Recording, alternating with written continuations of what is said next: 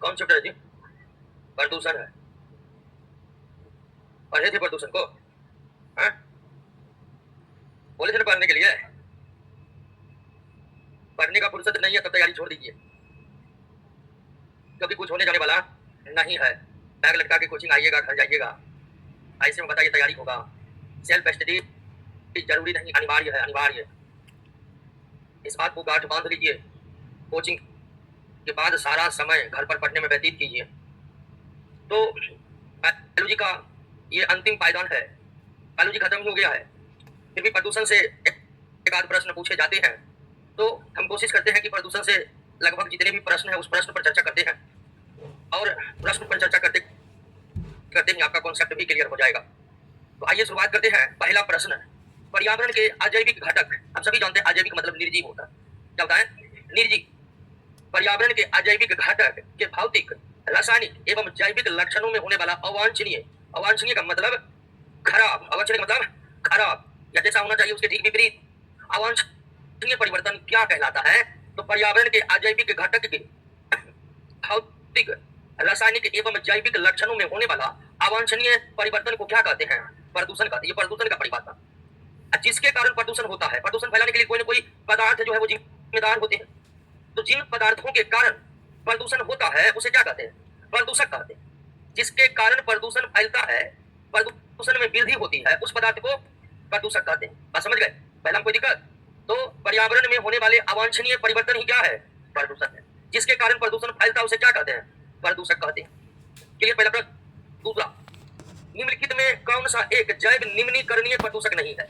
प्रदूषक तो आप समझ गए हैं, वे पदार्थ जो प्रदूषण फैलाते हैं वही क्या कहलाते हैं? प्रदूषक कहलाते हैं।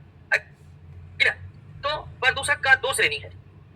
प्रदूषक का दो श्रेणी है, एक जैव निम्नीकरणीय और दूसरा जैव अनिम्नीकरणीय। अनिम्नीकरणीय, बायोडिग्रेडेबल और नॉन बायोडिग्रेडेबल। तो प्रदूषक के दो श्रेणी है, एक जैव निम्नीकरणीय प्रदूषक और दूसरा जैव अनिम्नीकरणीय प्रदूषक। अब दोनों में क्या अंतर है?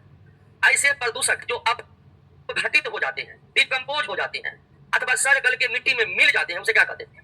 जैव निम्नीकरणीय। जैव निम्नीकरणीय प्रदूषक वो है जो सड़ गल के मिट्टी में मिल जाता है। सड़ना गलना को ही अपघटन कहते हैं, अंग्रेजी में डिकम्पोज कहते हैं। तो ऐसे प्रदूषक पदार्थ जिसका अपघटन हो जाता है अथवा जो डिकम्पोज हो जाते हैं अथवा जो सड़ गल के मिट्टी में मिल जाते हैं उसे क्या कहते हैं? जिसका ऐसा नहीं होता उसे क्या कहते हैं? जैव अनिम्नीकरणीय। ऐसे पदार्थ जो अपघटित नहीं होते, ऐसे पदार्थ जो सड़ते गलते नहीं है, उन्हें क्या कहते हैं? जैव अनिम्नीकरणीय। जैसे केले का छिलका कैसा प्रदूषक है? जैव निम्नीकरणीय, क्योंकि केले के छिलका सड़ गल के मिट्टी में मिल जाएगा। लेकिन प्लास्टिक कैसा प्रदूषक है? जैव अनिम्नीकरणीय है, क्योंकि प्लास्टिक सड़ेगा गलेगा नहीं। बस समझिए। अब ध्यान दीजिए, जितने भी पौधे के उत्पाद होते हैं और जितने भी जंतु के अवशिष्ट होते हैं, जितने भी पौधे जंतु सबके अवशिष्ट होते हैं, सब क्या होते हैं? जैव निम्नीकरणीय होते हैं। जैसे पेड़ का पत्ता जैव निम्नीकरणीय है, तो पौधे के अवशिष्ट पदार्थ जो प्रदूषक की श्रेणी में चला गया है, जंतु के अवशिष्ट पदार्थ जो प्रदूषक की श्रेणी में चला गया है, वो कैसा प्रदूषक है? अब आइए समझ गए जैव निम्नीकरणीय क्या है? जो सड़ गल जाएगा। घरेलू कचरा जैव निम्नीकरणीय। घरेलू कचरा क्या है? जैव निम्नीकरणीय है। सीवेज, सीवेज, सीवेज को हिंदी अंग्रेजी शब्द इसे कहते हैं वाहिद मल जल। वाहिद मल जल को अंग्रेजी में क्या कहते हैं? सीवेज। जंतुओं के अवशिष्ट पदार्थ जो पानी के द्वारा बहकर कहीं और जाते हैं उसे क्या कहते हैं? जैसे आपके कोची के बगल में नाला है ना जी, वो सीवेज ले जाने वाला। मानव के जंतुओं के मल मूत्र युक्त जल जो बहकर कहीं और जाता है उसे क्या कहते हैं? सीवेज। क्योंकि सीवेज में मानव और अन्य जंतु के मल मूत्र रहते हैं, तो वो भी क्या होगा? मल मूत्र भी क्या है? तो सवाल करें कि जैव निम्नीकरणीय प्रदूषक नहीं है प्लास्टिक जैव निम्नीकरणीय प्रदूषक, क्योंकि प्लास्टिक का अपघटन, बाकी सबका अपघटन होकर के वे मिट्टी में मिल जाते। क्लियर? दूसरा प्रश्न, ऐसे प्रदूषक जिनका अपघटन हो जाता है उसे क्या कहते हैं? जैव निम्नीकरणीय। ऐसा प्रदूषक जिसका अपघटन नहीं होता है, जैव अनिम्नीकरणीय। तीसरा पढ़ाइए, निम्नलिखित में कौन जैव अनिम्नीकरणीय प्रदूषक है? अभी हम तुरंत समझे हैं कि ऐसे प्रदूषक जिसका अपघटन नहीं होगा उसे हम क्या कहेंगे? जैव अनिम्नीकरणीय प्रदूषक। भारी धातु, जितने भी धातु है, भारी धातु हो कि हल्का धातु हो कि कोई भी धातु हो, जितने भी धातु है सब क्या है? जैव अनिम्नीकरणीय। क्योंकि धातु सड़ता गलता नहीं है, तो धातु जैव अनिम्नीकरणीय है। और आप जानते हैं शीशा जिसका संकेत है पीबी, पीबी भी एक प्रकार का क्या है? धातु ही है, इसलिए शीशा भी जैव अनिम्नीकरणीय होगा। और उसके बाद रेडियो सक्रिय तत्व वो भी क्या होते हैं? रेडियम सक्रियता तो जैसे यूरेनियम हो गया, प्लूटोनियम हो गया, रेडियम हो गया, ये सब कैसे तत्व है? रेडियो सक्रियता और ये सब धातु है। यानी ऑप्शन ए में भी धातु है, सी में भी धातु है, बी में भी धातु ही है। और जितने भी धातु है सब जैव अनिम्नीकरणीय प्रदूषक है, क्योंकि धातु डिकम्पोज नहीं होते, धातु डिकम्पोज नहीं होते हैं। इसका उत्तर होगा इनमें से सभी। इसको सही करिए, इनमें से सभी, इनमें से सभी। तब उत्तर होगा क्या? D number. सही कर लिए। अगला बढ़ाए 4 नंबर। निम्नलिखित में कौन एक प्राथमिक प्रदूषक नहीं है? प्राथमिक प्रदूषक नहीं है। अब देखिए, अपघटन के आधार पर प्रदूषक 2 प्रकार के, जैव निम्नीकरणीय और जैव अनिम्नीकरणीय। अपघटन के आधार पर, सड़ने गलने के आधार पर प्रदूषक 2 प्रकार के, जैव निम्नीकरणीय और जैव अनिम्नीकरणीय। लेकिन प्रदूषक को एक और भी तरीके से बांटा जाता है, और वो तरीका को आप समझिए। प्रदूषक का बंटवारा करने का एक और तरीका है कि प्रदूषक को 2 भागों में बांटते हैं। प्राथमिक प्रदूषक, प्राथमिक प्रदूषक, और दूसरा है द्वितीयक प्रदूषक। प्राथमिक प्रदूषक और द्वितीयक प्रदूषक। अब प्राथमिक प्रदूषक, द्वितीयक प्रदूषक का क्या मतलब हुआ? ऐसे प्रदूषक जो जिस रूप में उत्पन्न होते हैं उसी रूप में प्रदूषण फैलाते हैं, उसे क्या कहते हैं? ऐसे प्रदूषक जो जिस रूप में उत्पन्न होते हैं उसी रूप में प्रदूषण को फैलाते हैं, तो उसे क्या कहेंगे? जैसे कि कार्बन मोनोऑक्साइड प्राथमिक प्रदूषक है, सल्फर डाइऑक्साइड प्राथमिक प्रदूषक है। क्यों? तो ये इसी रूप में उत्पन्न होते हैं और इसी रूप में रहकर प्रदूषण को फैलाते हैं। अब कुछ प्रदूषक ऐसे होते हैं जो जिस रूप में उत्पन्न होते हैं उस रूप में प्रदूषण नहीं फैलाते। कुछ ऐसे प्रदूषक हैं जो जिस रूप में उत्पन्न होते हैं उस रूप में प्रदूषण को नहीं फैलाते, बल्कि वे उत्पन्न होकर पर्यावरण में मौजूद अन्य किसी पदार्थ से रिएक्शन करता है, और रिएक्शन के बाद जो पदार्थ बनता है वो प्रदूषण फैलाते हैं। जैसे कि ओजोन, ओजोन प्रदूषण नहीं फैलाते हैं, ओजोन इस रूप में प्रदूषण को नहीं फैलाते। लेकिन ओजोन की मात्रा जैसे ही वायुमंडल में बढ़ती है तो फिर वायुमंडल में मौजूद अन्य सब गैस से ओजोन अभिक्रिया करने लगता है, और ओजोन का अन्य पदार्थों से अभिक्रिया होने के बाद कुछ ऐसे पदार्थ बन जाते हैं जो प्रदूषण को क्या करने लगते हैं? फैलाने लगते हैं। तो ऐसे पदार्थ जो जिस रूप में उत्पन्न होते हैं उसी रूप में प्रदूषण को फैलाते हैं, उसे क्या कहते हैं? अब कुछ प्रदूषक जिस रूप में उत्पन्न होते हैं उस रूप में प्रदूषण को नहीं फैलाते हैं, बल्कि वे किसी अन्य पदार्थों से अभिक्रिया करके एक नया पदार्थ बनाते हैं, जो नया पदार्थ प्रदूषण को क्या करता है? फैलाने लगता है। तो कह रहे कौन एक प्राथमिक प्रदूषक नहीं है? तो पेन प्राथमिक प्रदूषक नहीं है। पेन का मतलब है, पेन का मतलब है पर ऑक्सी एसिटल नाइट्रेट, पर ऑक्सी एसिटल नाइट्रेट। आपको बता दें कि यह प्राथमिक प्रदूषक नहीं है, क्योंकि पेन किसी भी प्रक्रिया के दौरान उत्पन्न नहीं होता है। वायुमंडल में मौजूद नाइट्रोजन डाइऑक्साइड, वायुमंडल में मौजूद ओजोन, वायुमंडल में मौजूद अन्य प्रदूषक गैस आपस में रिएक्शन करके बनाता है किसको? पेन को। तो पेन किसी भी प्रक्रिया के दौरान डायरेक्ट उत्पन्न नहीं होता है। पर्यावरण के वायुमंडल में मौजूद विभिन्न प्रकार के गैस, खासकर नाइट्रोजन डाइऑक्साइड, विभिन्न प्रकार के गैस आपस में रिएक्शन करके बनाता है किसको? तब पेन जो है वो प्रदूषण फैलाने लगता है। इसका मतलब पेन जो है मूल रूप से उत्पन्न होकर प्रदूषण नहीं फैलाता है, बल्कि कई पदार्थों के अभिक्रिया के फलस्वरूप बनता है तब प्रदूषण फैलाता है। इसलिए पेन जो है वो प्राथमिक प्रदूषक नहीं है, बल्कि पेन क्या है? ओजोन भी क्या है? द्वितीयक प्रदूषक। लेकिन कार्बन डाइऑक्साइड प्राथमिक प्रदूषक है, क्योंकि ये इसी रूप में ग्लोबल वार्मिंग को फैलाता है। कार्बन मोनोऑक्साइड डीडीटी एक कीटनाशक क्या है? कीटनाशक। ये इसी रूप में प्रदूषण को फैलाता है, जबकि पेन किसी स्रोत से उत्पन्न नहीं होता है, भिन्न भिन्न पदार्थों के रिएक्शन के फलस्वरूप बनकर के प्रदूषण को फैलाता है। इसलिए पेन को क्या कहते हैं? और याद रखिएगा ओजोन भी क्या है? क्लियर हो गया? ऐसे पदार्थ जो जिस रूप में उत्पन्न होते हैं उसी रूप में रहकर प्रदूषण को फैलाते हैं, उसे क्या कहते हैं? अगर ऐसा नहीं है तब वो clear. Fly ash, fly ash का मुख्य उत्सर्जन किसके द्वारा होता है? अब फ्लाई एश क्या है? फ्लाई एश उजले पाउडर के समान पदार्थ, उजला पाउडर के समान पदार्थ है, जो अत्यंत महीन होते हैं और हमारे सांस के माध्यम से फेफड़ों में पहुंचकर श्वसन संबंधी रोगों को उत्पन्न करते हैं। फ्लाई एश उजले पाउडर के समान पदार्थ है और ये निकलता है किसे? ऐसे स्थान जैसे thermal power plant, thermal power plant में कोयला जलाकर विद्युत उत्पन्न की जाती है। तो कोयला जलाकर जो विद्युत उत्पन्न की जाती है उसी कोयला जलाने के क्रम में उत्पन्न क्या होता है? फ्लाई एश उत्पन्न होता है। और ये वायु प्रदूषक क्या है? फ्लाई एश हमारे वायुमंडल को प्रदूषित करते हैं या जल को? वायुमंडल को प्रदूषित करते हैं। और ये इतने सूक्ष्म होते हैं कि सांस द्वारा ये हमारे अंदर चले जाते हैं, फेफड़ा में चले जाते हैं और श्वसन विकार उत्पन्न करते हैं।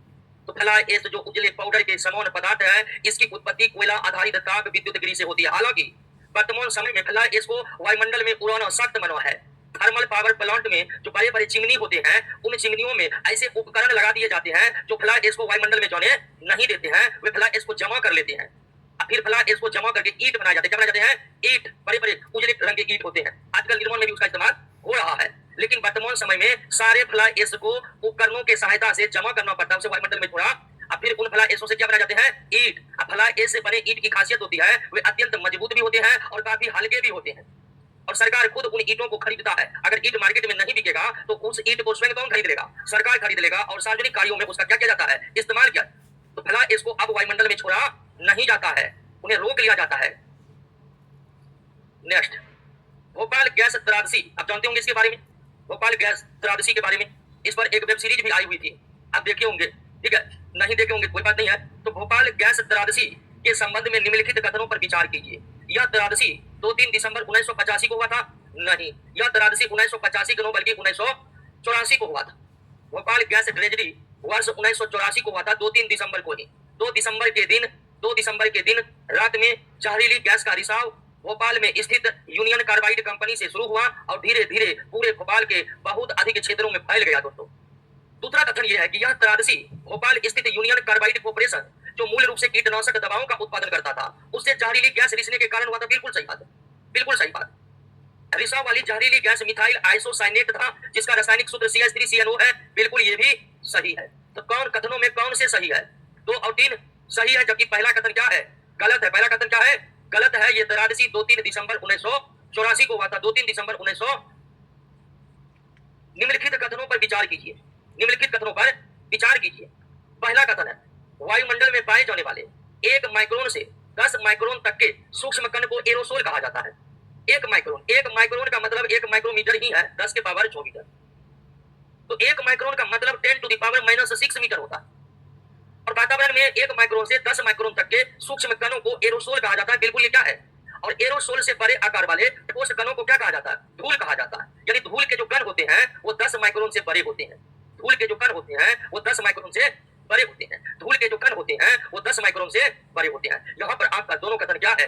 सही है। और ये याद रखिएगा, एरोसोल ठोस भी हो सकते हैं, एरोसोल द्रव भी हो सकते हैं। जरूरी नहीं कि एरोसोल ठोस ही होगा, एरोसोल द्रव भी हो सकते हैं और एरोसोल गैस भी हो सकते, सॉरी द्रव भी हो सकते हैं। एरोसोल ठोस भी हो सकते हैं, एरोसोल, लेकिन धूल जिसको हम धूल कहते हैं वो धूल हमेशा क्या होता है? ठोस कण होता है। धूल हमेशा क्या होता है? अब आपसे क्वेश्चन अगर पूछ दे कि ठोस कण जिसे धूल कहते हैं उसका आकार कितना होता है? 10 माइक्रोन से बड़ा, 10 माइक्रोन से बड़ा। क्लियर? यहाँ पर दोनों का दोनों स्टेटमेंट क्या है? सही है।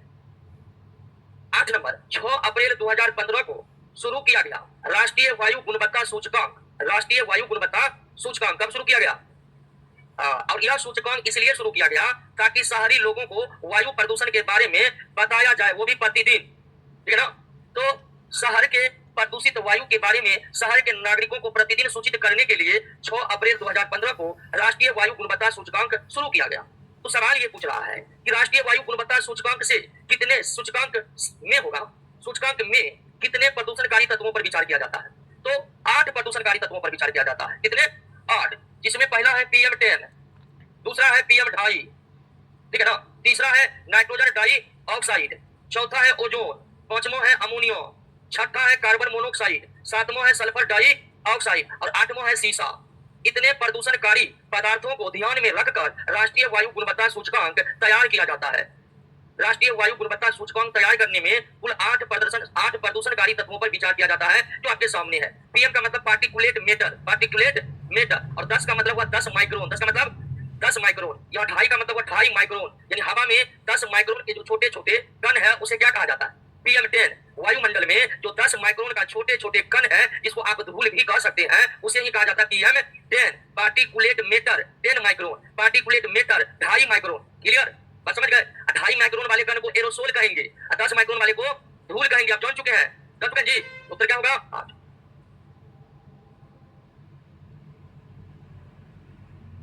ठंडा पानी काहे रखते हैं जी? नहीं, वह बोलेगा थोड़ा गर्म कर देगा। आगे बढ़े। केंद्रीय प्रदूषण नियंत्रण बोर्ड की स्थापना 1974 में हुई है। केंद्रीय प्रदूषण नियंत्रण बोर्ड की स्थापना कब हुई? 1974 में। और आपके लिए हम एक होमवर्क दे रहे हैं, आप ये पता लगाइएगा इसका हेडक्वार्टर भारत के किस शहर में है, ठीक है ना? आप घर पर जाकर पता लगाइएगा कि केंद्रीय प्रदूषण नियंत्रण बोर्ड, ठीक है ना, इसका मुख्यालय हेडक्वार्टर भारत के किस शहर में स्थित है। आगे बढ़े। 10 नंबर, केंद्रीय प्रदूषण नियंत्रण बोर्ड ने स्थापना कब हुई? केंद्रीय प्रदूषण नियंत्रण बोर्ड ने राष्ट्रीय व्यापक वायु गुणवत्ता मापदंड में कितने प्रदूषकों को शामिल किया है?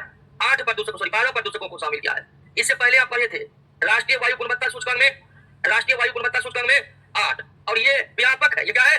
तो व्यापक में 8 से बढ़ाकर कितना कर दिया गया? जो 4 बढ़ाया गया उसमें नाम है बेंजीन का। इसका 8 पहले था, 9 बेंजीन, 10 निकेल, 11 में है बेंजोपायरीन, और 12 में है आर्सेनिक। 8 प्रदूषणकारी तत्वों को शामिल किया गया था, और राष्ट्रीय व्यापक वायु गुणवत्ता मापदंड या सूचकांक में प्रदूषणकारी तत्वों को बढ़ाकर 8 से 12 कर दिया गया। जिन 4 को बढ़ाया गया वो आपके सामने में बेंजीन, निकेल, बेंजोपायरीन और आर्सेनिक। बेंजीन, निकेल, बेंजोपायरीन और आर्सेनिक।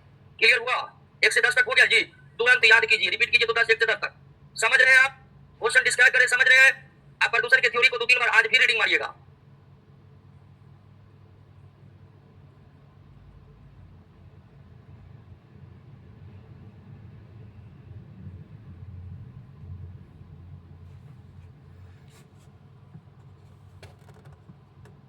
ओ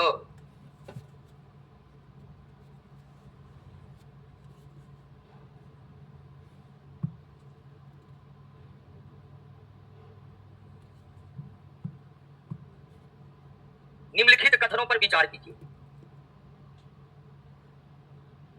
वायुमंडल में प्राकृतिक रूप से पाए जाने वाले ग्रीन हाउस गैस पृथ्वी के सतह को गर्म एवं रहने योग्य बनाती है। दोस्तों, हमारी पृथ्वी उस हिसाब से गर्म है कि ताकि इस पर विभिन्न प्रकार के सजीवों का विकास हो सके, और पृथ्वी के टेम्परेचर को कंट्रोल करने के लिए कुछ गैसें वायुमंडल के जो है वो जिम्मेवार हैं, और वो गैस जो पृथ्वी के वायुमंडल को एक निश्चित तापमान पर बनाए रखने के लिए जिम्मेवार है उसे क्या कहते हैं? Green house gas. Green house gas वो गैस है जो पृथ्वी के टेम्परेचर को एक नियत तापमान पर बनाए रखने के लिए जिम्मेदार है। अगर ये गैस नहीं होगा पृथ्वी के वायुमंडल में तो इसका परिणाम ये होगा कि पृथ्वी बहुत ठंडी हो जाएगी और उस पर कोई सजीव जीवन यापन नहीं कर पाएगा। समझे कि समझे? तो वायुमंडल में प्राकृतिक रूप से पाए जाने वाली ग्रीन हाउस गैस पृथ्वी के सतह को गर्म एवं रहने योग्य बनाती है। इस गैस के अभाव में पृथ्वी बहुत अधिक ठंडी हो जाएगी और कोई भी सजीव पृथ्वी पर रह नहीं पाएगा। समझे कि समझे? अब वायुमंडल में जितने भी गैस है सब ग्रीन हाउस गैस नहीं है। कुछ गैस ग्रीन हाउस की भूमिका निभाते हैं, तो वो गैस कौन है? वो गैस आगे आपको पता चल जाएगा, लेकिन ग्रीन हाउस गैस समझे कि समझे?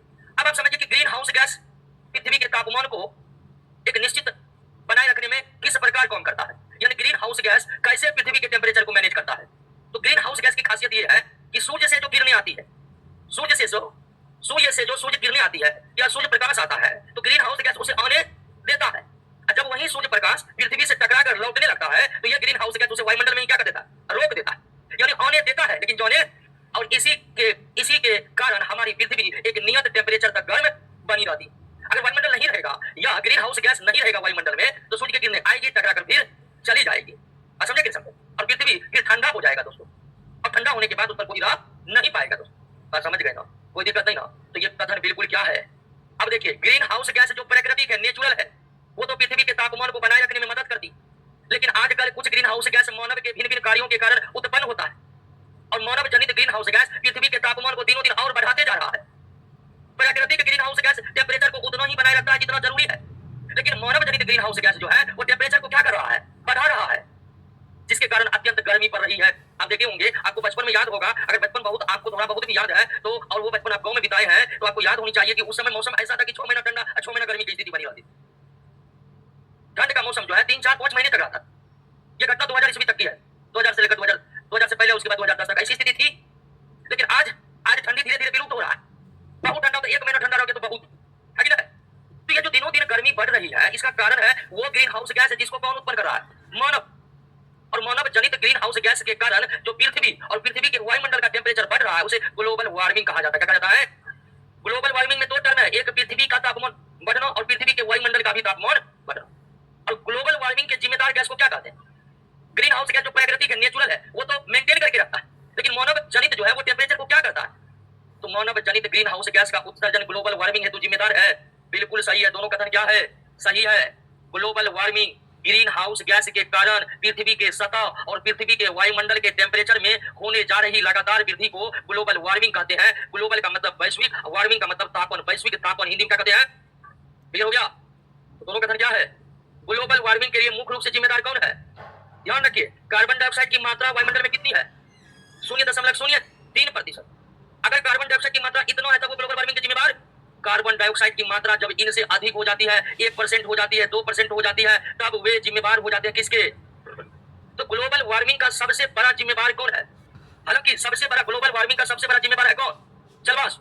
लेकिन जलवाष्प मानव जनित नहीं है, ये प्राकृतिक ग्रीन हाउस गैस है। जलवाष्प, जलवाष्प को मानव छोड़ता नहीं है। जलवाष्प वायुमंडल में प्राकृतिक रूप से मौजूद है और ये नेचुरल ग्रीन हाउस गैस की श्रेणी में आता है। ये मानव जनित ग्रीन हाउस की श्रेणी में मानव जनित सबसे बड़ा ग्रीन हाउस कौन है? तो वैश्विक तापमान के लिए मुख्य रूप से, ग्लोबल वार्मिंग के लिए मुख्य रूप से जिम्मेदार कौन है? Carbon dioxide. सबसे ज्यादा ग्लोबल वार्मिंग के लिए जिम्मेदार तो जलवाष्प, लेकिन जलवाष्प मानव जनित नहीं है, बल्कि ये क्या है? प्राकृतिक नेचुरल है, तो इसके आप प्रदूषक की श्रेणी में नहीं रख सकते। जलवाष्प को हटा दीजिए, तब ग्लोबल वार्मिंग के लिए जिम्मेदार कौन है? Carbon dioxide. कार्बन डाइऑक्साइड भी जिम्मेदार तब होते हैं ग्लोबल वार्मिंग के जब उसकी मात्रा कितनों से बढ़ जाती है? 0.03% से क्या हो जाता है? ज्यादा हो जाता है, तब वो ग्लोबल वार्मिंग के लिए जिम्मेदार होती है। Carbon dioxide, nitrous oxide, chlorofluorocarbon और मीथेन गैस का ग्लोबल वार्मिंग के प्रति आपेक्षिक योगदान कितना है? ग्लोबल वार्मिंग में सबसे ज्यादा योगदान देते हैं कार्बन डाइऑक्साइड, कितना प्रतिशत? दूसरा योगदान है मीथेन का, किसका? मीथेन का, कितना प्रतिशत? तीसरा है क्लोरोफ्लोरोकार्बन, कितना प्रतिशत? या आप कह सकते हैं फ्लोरीन युक्त गैस। फ्लोरीन युक्त वायुमंडल में जितने भी गैस है जिसमें फ्लोरीन है उसका योगदान कितना है? 14%। और नाइट्रस ऑक्साइड का योगदान है कितना प्रतिशत? 6%। तो कार्बन डाइऑक्साइड का ग्लोबल वार्मिंग में जिम्मेदार कितना प्रतिशत? मीथेन का योगदान, फ्लोरीन युक्त गैस जैसे CFC। देखिए फ्लोरीन युक्त गैस ढेर सारे हैं, उसका एक प्रकार है कौन? और भी कई प्रकार के फ्लोरीन युक्त गैस है। सभी फ्लोरीन युक्त गैस का ग्लोबल वार्मिंग में कितना योगदान है? 14%। अब बताइए कौन होगा इसमें? कौन होगा? ए होगा। कौन होगा? ए होगा। ध्यान रखिएगा, ग्लोबल वार्मिंग के लिए कई फ्लोरीन युक्त गैस जिम्मेदार है, जिसमें एक है क्लोरोफ्लोरोकार्बन। निम्नलिखित में कौन एक ग्रीन हाउस गैस नहीं है? नाइट्रोजन ग्रीन हाउस गैस और जलवाष्प प्राकृतिक ग्रीन हाउस गैस है, मानव जनित ग्रीन हाउस गैस। जलवाष्प ग्रीन हाउस गैस है लेकिन वे नेचुरल है, आर्टिफिशियल या मानव जनित नहीं है, ये भी याद रखिएगा। लेकिन नाइट्रोजन जो वायुमंडल में 78% है, इसका योगदान ग्लोबल वार्मिंग में नहीं है। ग्लोबल वार्मिंग समझ रहे ना? दिनों दिन पृथ्वी के सतह और पृथ्वी के वायुमंडल के तापमान में जो वृद्धि हो रही है, इसे ही ग्लोबल वार्मिंग कहते हैं। ग्लोबल वार्मिंग का कारण क्या है? वायु प्रदूषण। क्या कारण है? वायु प्रदूषण। जब वायु में कार्बन डाइऑक्साइड की मात्रा बढ़ते जाती है, उनमें मीथेन और फ्लोरीन युक्त गैस आते जाते हैं, तो इसी कारण ग्लोबल वार्मिंग की स्थिति पैदा हो गई है। दोस्तों, हम लोग ग्लोबल वार्मिंग का सामना कर रहे हैं आजकल, और वैज्ञानिकों का अनुमान है कि 30-40 वर्षों में भयंकर स्थिति हो जाएगी ग्लोबल वार्मिंग के कारण। इतनी गर्मी पड़ेगी कि मानव उसे सहन नहीं कर पाएगा।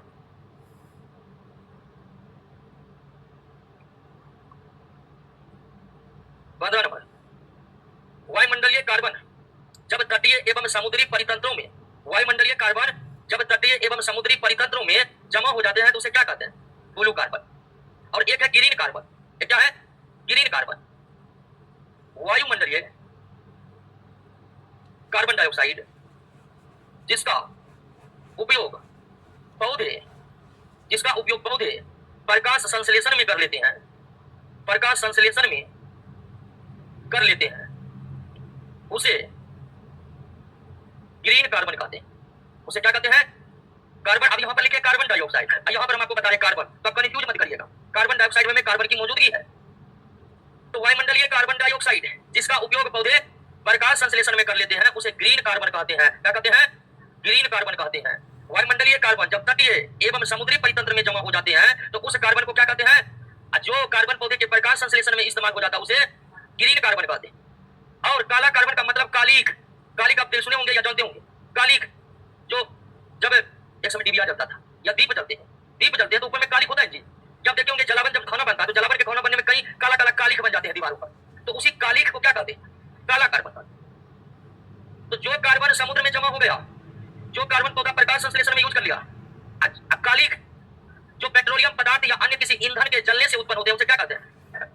ग्रीन कार्बन अच्छा कार्बन हुआ, ब्लू कार्बन भी अच्छा कार्बन हुआ, लेकिन काला कार्बन अच्छा कार्बन ये प्रदूषक की श्रेणी में आता है। ग्रीन कार्बन प्रदूषक की श्रेणी में नहीं आता है। ब्लू कार्बन भी प्रदूषक की श्रेणी में, लेकिन काला कार्बन प्रदूषक की श्रेणी में आता है। हमारे कई दोस्त कह रहे थ्योरी नहीं होगा, थ्योरी ऑब्जेक्टिव हम साथ लेकर चल रहे हैं। ऐसा आपको लगा कि हम थ्योरी नहीं कर पा रहे हैं? एक एक बातों को समझाते हुए आगे बढ़ते दोस्तों। ठीक है, 16 नंबर है। अब 15 को जो बताएं उसी आधार पर 16 बनेगा। काला कार्बन तथा ग्रीन कार्बन प्रकाश का अवशोषण कर वैश्विक तापन ग्लोबल वार्मिंग में सहयोग देता है। ग्लोबल वार्मिंग में सहयोग कौन देता है? ग्रीन कार्बन तो अच्छा कार्बन है। ग्रीन कार्बन तो वायुमंडल में रहता ही नहीं है। ग्रीन कार्बन तो पौधा अपने अंदर ले लेता है प्रकाश संश्लेषण के दौरान। तो ग्रीन कार्बन जब पौधा अपने अंदर ले लिया है प्रकाश संश्लेषण द्वारा, तो ग्लोबल वार्मिंग के लिए जिम्मेदार होगा। ग्लोबल वार्मिंग के लिए जिम्मेदार कौन है? इसलिए यह कथन क्या है? गलत है।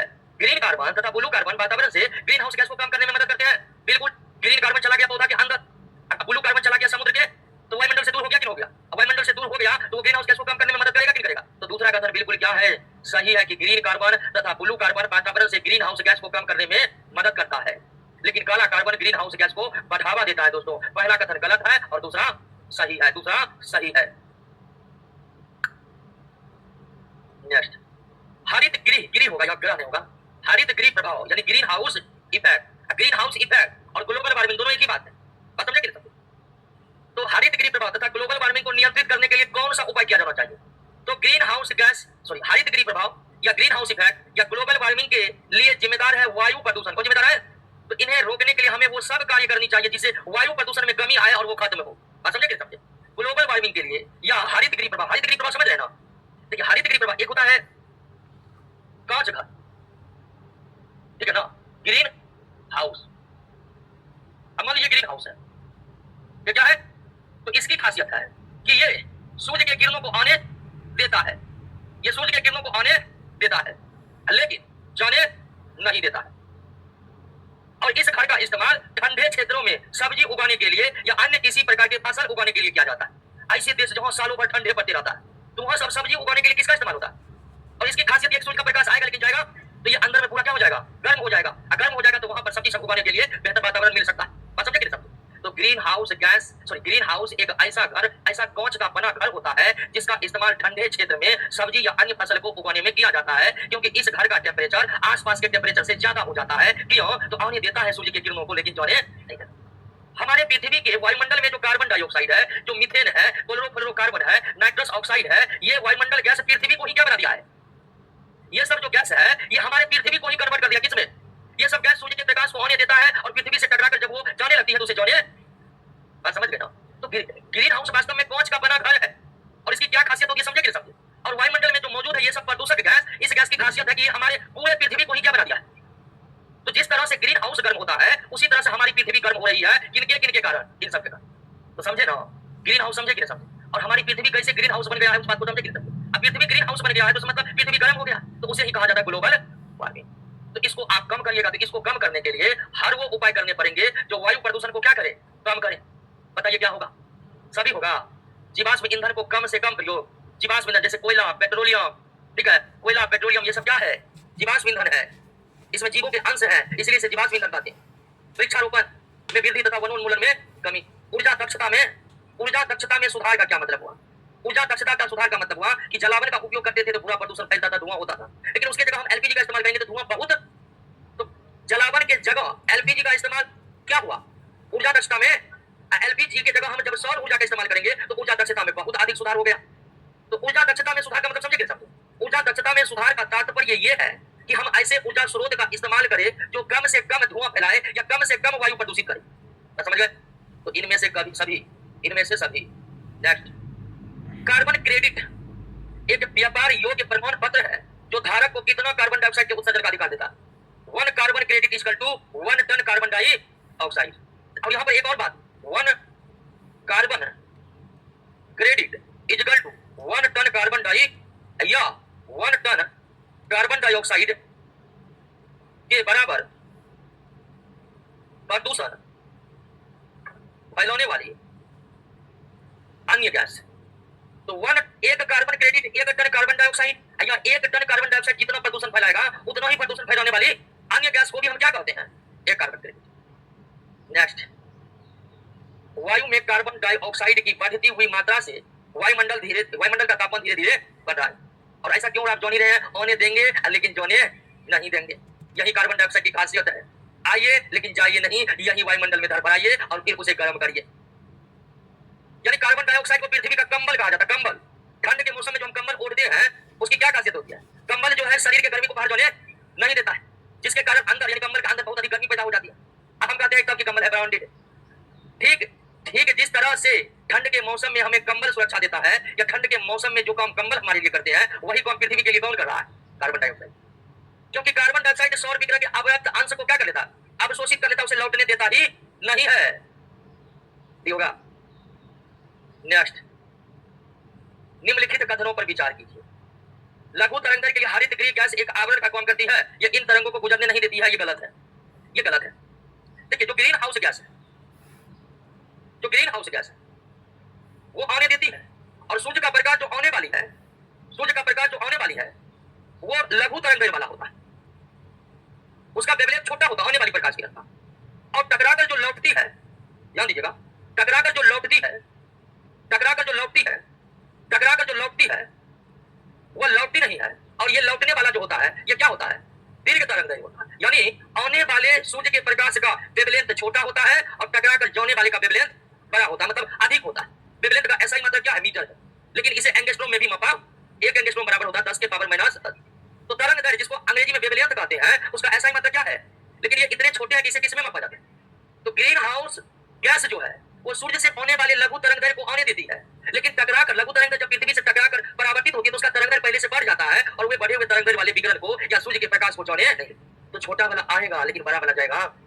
लघु तरंगदैर्घ्य आ सकता है लेकिन दीर्घ तरंगदैर्घ्य जा नहीं सकता है। अब आप पढ़िए इस दोनों कथन को। दीर्घ तरंग हरित गृह गैसों से पारगम होती है, मतलब पार हो जाती है। तो ये भी क्या है? ये भी क्या है? तो दोनों कथन क्या है? गलत है, उत्तर डी होगा।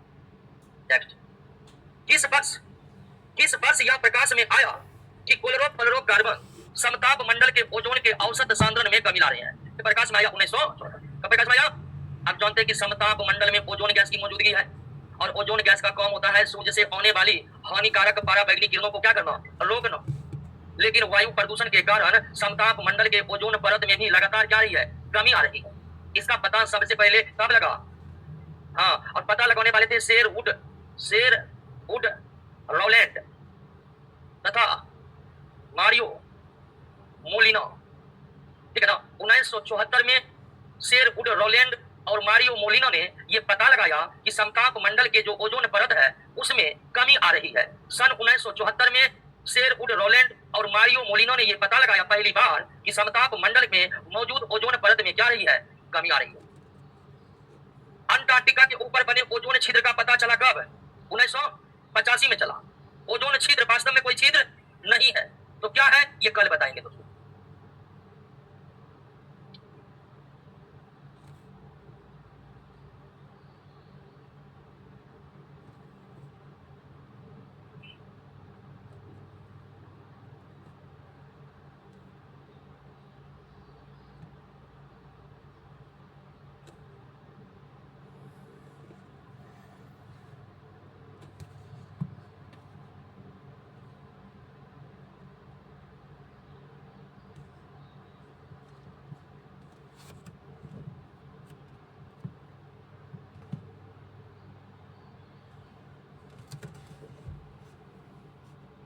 उजले मार्बल काले पड़ते जा रहे हैं।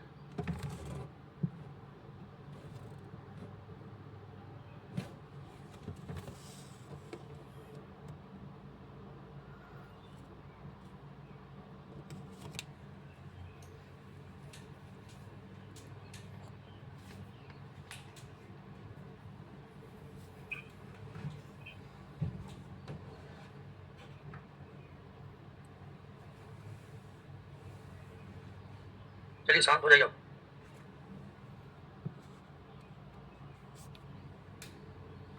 प्रदूषण का प्रश्न हम लोग कर रहे हैं, और प्रश्न के माध्यम से ही हम पूरी बातों को समझ रहे हैं। तो कल के क्लास में कहाँ तक हुआ था? 22 तक हुआ। 22 क्वेश्चन याद है? 22 का 22 क्वेश्चन याद है ना जी? चलिए आइए 23 पर आइए। आइए दोस्तों, क्वेश्चन नंबर 23 पर 23 नंबर करा है कि वैज्ञानिकों की टीमों में किसने सर्वप्रथम अंटार्कटिका के ऊपर ओजोन छिद्र का पता लगाया? वैज्ञानिकों की टीमों में किसने सर्वप्रथम अंटार्कटिका के ऊपर ओजोन छिद्र का पता लगाया? अंटार्कटिका ध्रुवीय क्षेत्र है, दक्षिण ध्रुवीय क्षेत्र को ही अंटार्कटिका कहते हैं, और उसके ऊपर इसे पिछले प्रश्न में पढ़ चुके हैं कि 1985 में ये पता लगा कि अंटार्कटिका के ऊपर क्या बना हुआ है? ओजोन छिद्र। और इसका पता कौन लगाया?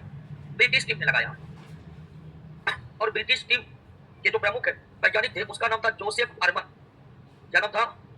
जोसेफ अरमन। जिस ब्रिटिश टीम ने अंटार्कटिका के ऊपर ओजोन छिद्र का पता लगाया उस ब्रिटिश टीम के प्रमुख वैज्ञानिक कौन थे? जोसेफ फरमन थे। जोसेफ फरमन ही ब्रिटिश टीम का नेतृत्व कर रहे थे और इनके ही नेतृत्व में अंटार्कटिका के ऊपर ओजोन छिद्र का पता लगा। अब ध्यान दीजिए दोस्तों एक बात और कि ओजोन छिद्र वास्तव में कोई छिद्र नहीं है।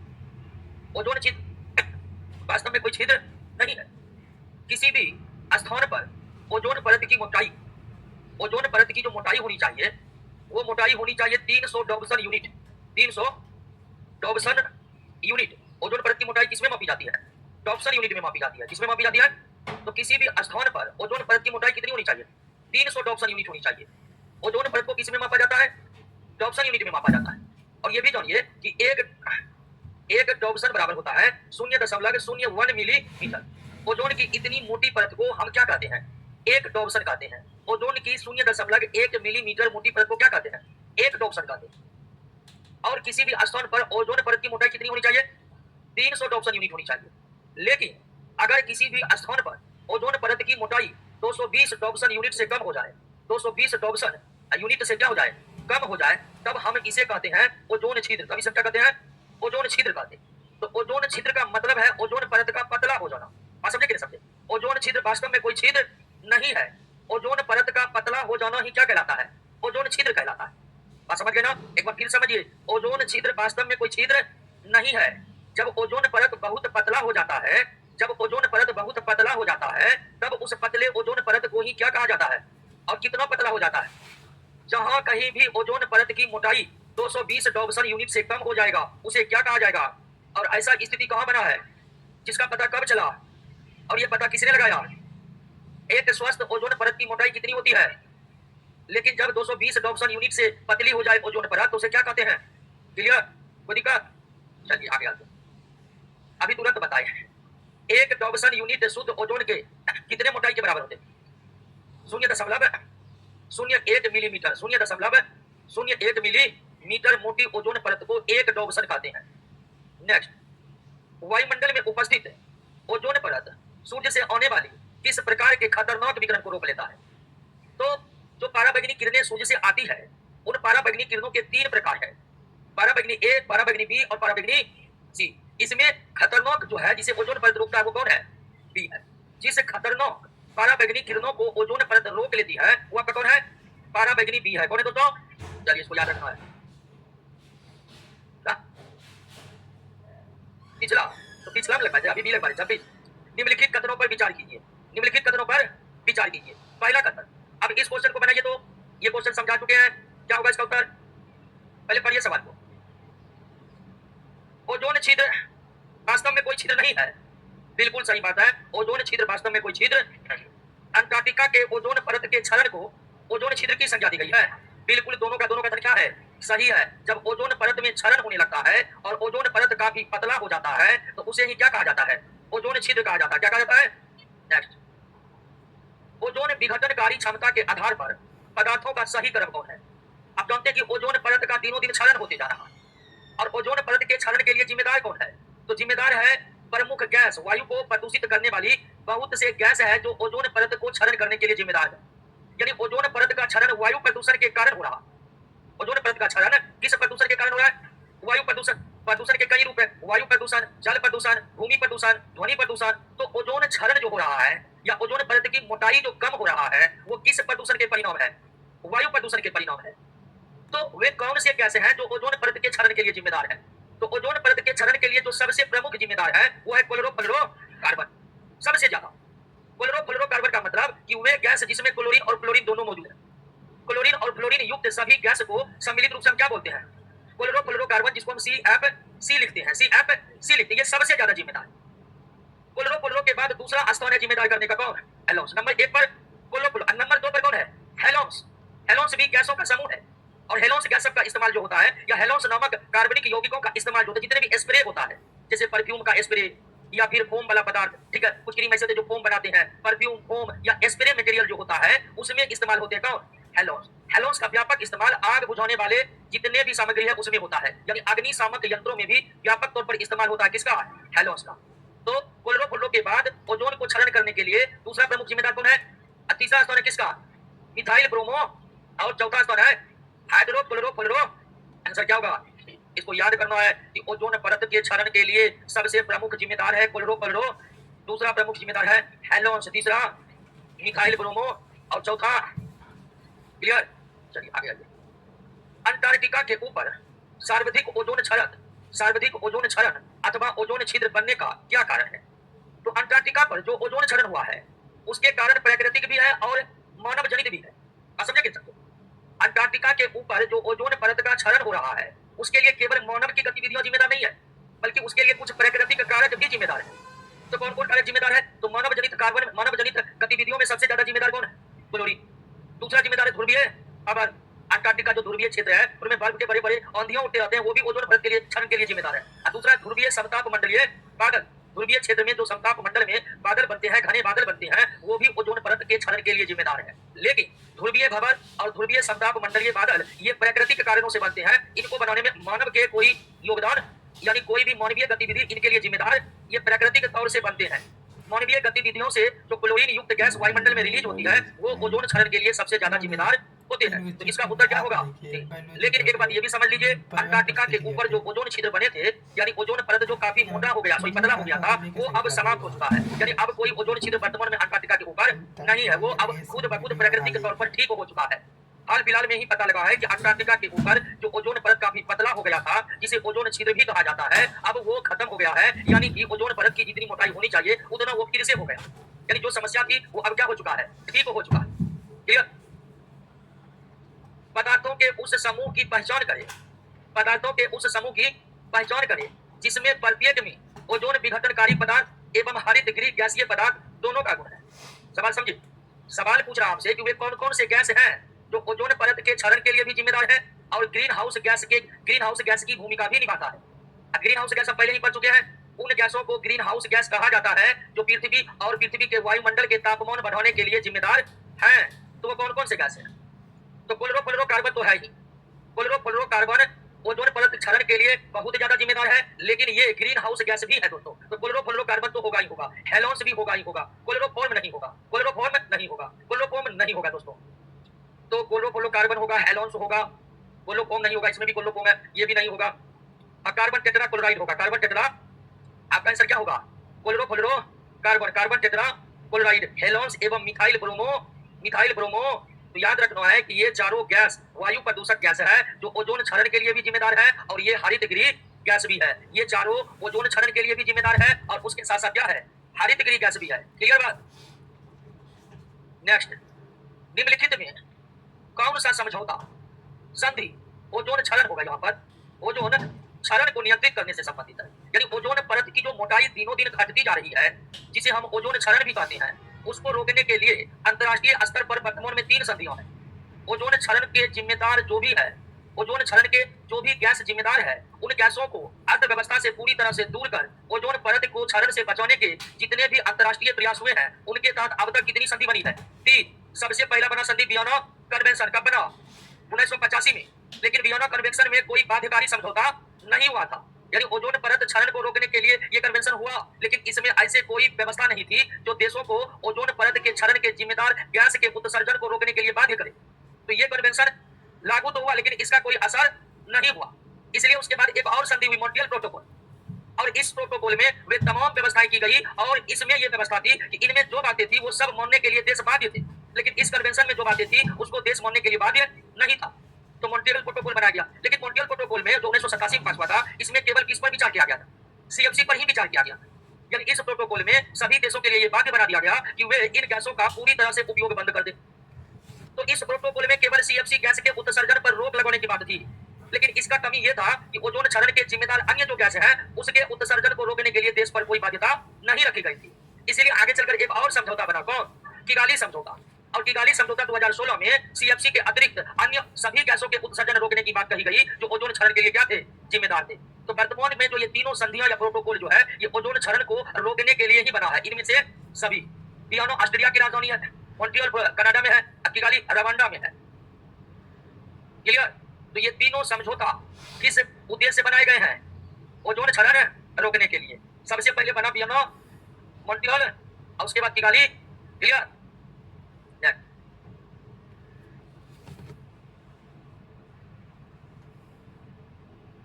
31 नंबर, अम्ल वर्षा किनके द्वारा होने वाले पर्यावरण प्रदूषण के कारण होता है? अम्ल वर्षा किनके द्वारा होने वाले पर्यावरण प्रदूषण के कारण होता है? अम्ल वर्षा के जिम्मेदार जो है वो है नाइट्रस ऑक्साइड और सल्फर डाइऑक्साइड। नाइट्रस ऑक्साइड ये वर्षा जल में घुलकर नाइट्रिक अम्ल बना देते हैं और सल्फर डाइऑक्साइड वर्षा जल में घुलकर और उनसे प्रतिक्रिया कर क्या बना देते हैं? सल्फ्यूरिक अम्ल बना देते हैं। तो अम्ल वर्षा मतलब वो वर्षा जिसमें अम्ल की मौजूदगी है, जब वर्षा जल का पीएच मान 5.6 से कम हो जाए, जब वर्षा जल का पीएच मान 5.6 से कम हो जाए तब ऐसे वर्षा को क्या कहते हैं? अम्ल वर्षा। अम्ल वर्षा में कौन कौन अम्ल होते हैं? नाइट्रिक अम्ल और सल्फ्यूरिक अम्ल होते हैं। नाइट्रिक अम्ल बनता है नाइट्रस ऑक्साइड का वर्षा जल में घुलने के बाद और सल्फ्यूरिक अम्ल बनता है सल्फर डाइऑक्साइड से वर्षा जल में घुलने के बाद। समझ गए ना? तो अम्ल वर्षा के लिए जो प्रमुख रूप से जिम्मेदार है वे है नाइट्रस ऑक्साइड और सल्फर डाइऑक्साइड। अम्ल वर्षा उस वर्षा को कहा जाता है जिस वर्षा जल का पीएच मान 5.6 से और वर्षा जल में ज्यादा मात्रा में कौन रहता है? सल्फ्यूरिक अम्ल। यानी ये दोनों अम्ल होते हैं, लेकिन ज्यादा कौन होते हैं? यानी अम्ल वर्षा में सर्वाधिक मात्रा में कौन अम्ल होता है? सल्फ्यूरिक अम्ल होता है। सर्वाधिक मात्रा में कौन अम्ल? क्लियर हो गया? नेक्स्ट बताइएगा, अम्ल वर्षा हेतु जिम्मेदार कौन है? तो सल्फर डाइऑक्साइड जिम्मेदार भी, नाइट्रोजन ऑक्साइड, लेकिन और उसके साथ साथ थोड़ा जिम्मेदार कौन है? फॉर्मिक। हालांकि इसकी भूमिका बहुत ज्यादा नहीं है लेकिन फिर भी है, इसलिए हमारा आंसर यहाँ पर क्या होगा? ठीक है, अगर हमें पूछता कि अम्ल वर्षा है तो मुख्य रूप से जिम्मेदार कौन है, तो मुख्य रूप से दो ही जिम्मेदार है, लेकिन इसके साथ साथ अम्ल वर्षा के लिए जिम्मेदार थोड़ा है फॉर्मिक। अब फॉर्मिक अम्ल हमारे वायुमंडल में कहां से आता है? सल्फर डाइऑक्साइड तो कोयला जलाने से आता है। थर्मल पावर प्लांट में कोयला जलाकर जो विद्युत उत्पन्न की जाती है उसी कोयला जलाने के दौरान वायुमंडल में आता है कौन? Sulphur dioxide. और नाइट्रोजन का ऑक्साइड आता है दोस्तों, नाइट्रोजन का ऑक्साइड औद्योगिक धुओं से आता है वायुमंडल। यानी औद्योगिक क्षेत्र जो है उनके चिमनियों से जो धुएं निकलते हैं उनमें नाइट्रोजन ऑक्साइड और थर्मल पावर प्लांट के चिमनियों से जो धुएं निकलते हैं उनमें सल्फर और भी कई गैस होता है, लेकिन मुख्य वहीं से आता है। लेकिन फॉर्मिक अम्ल जो वायुमंडल में आता है उसका कारण है कि जंगलों का आग और बायोमास का दहन। जब हम घरेलू कूड़ा करकट को जलाते हैं तो उसी दौरान निर्मित होते हैं कौन? तो वायुमंडल में फॉर्मिक अम्ल घरेलू अपशिष्ट को जलाने से एवं जंगलों में आग लग जाने के कारण आता है। वायुमंडल में sulphur dioxide thermal power plant के चिमनियों से आता है। वायुमंडल में नाइट्रोजन ऑक्साइड औद्योगिक चिमनी के धुओं से आता है और ये सब अम्ल वर्षा के लिए जिम्मेदार है। नेक्स्ट, अम्ल वर्षा हेतु जिम्मेदार फॉर्मिक अम्ल का निर्माण किससे होता है? जंगल के आग से तथा बायोमास के दहन से। बायोमास यानी घरेलू अपशिष्ट या फिर जैसे गोइठा जिसको उपले कहते हैं वो भी बायोमास के श्रेणी में आते हैं। जैविक ईंधन को भी आप बायोमास कह सकते हैं। क्लियर हो गया? वर्षा जल का पीएच मान कितनों से कम होने पर उसे अम्ल वर्षा कहा जाता है? 5.6 से। अगर वर्षा जल का पीएच मान 5.6 से कम हो जाए तो उसे क्या कहते हैं? अम्ल वर्षा कहते हैं। क्या कहते हैं?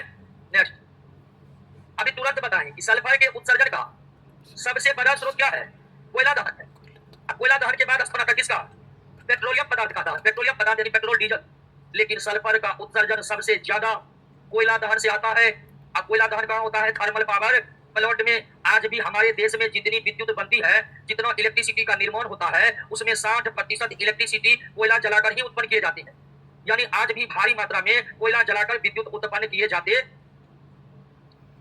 36 नंबर की क्वेश्चन बन जाना चाहिए।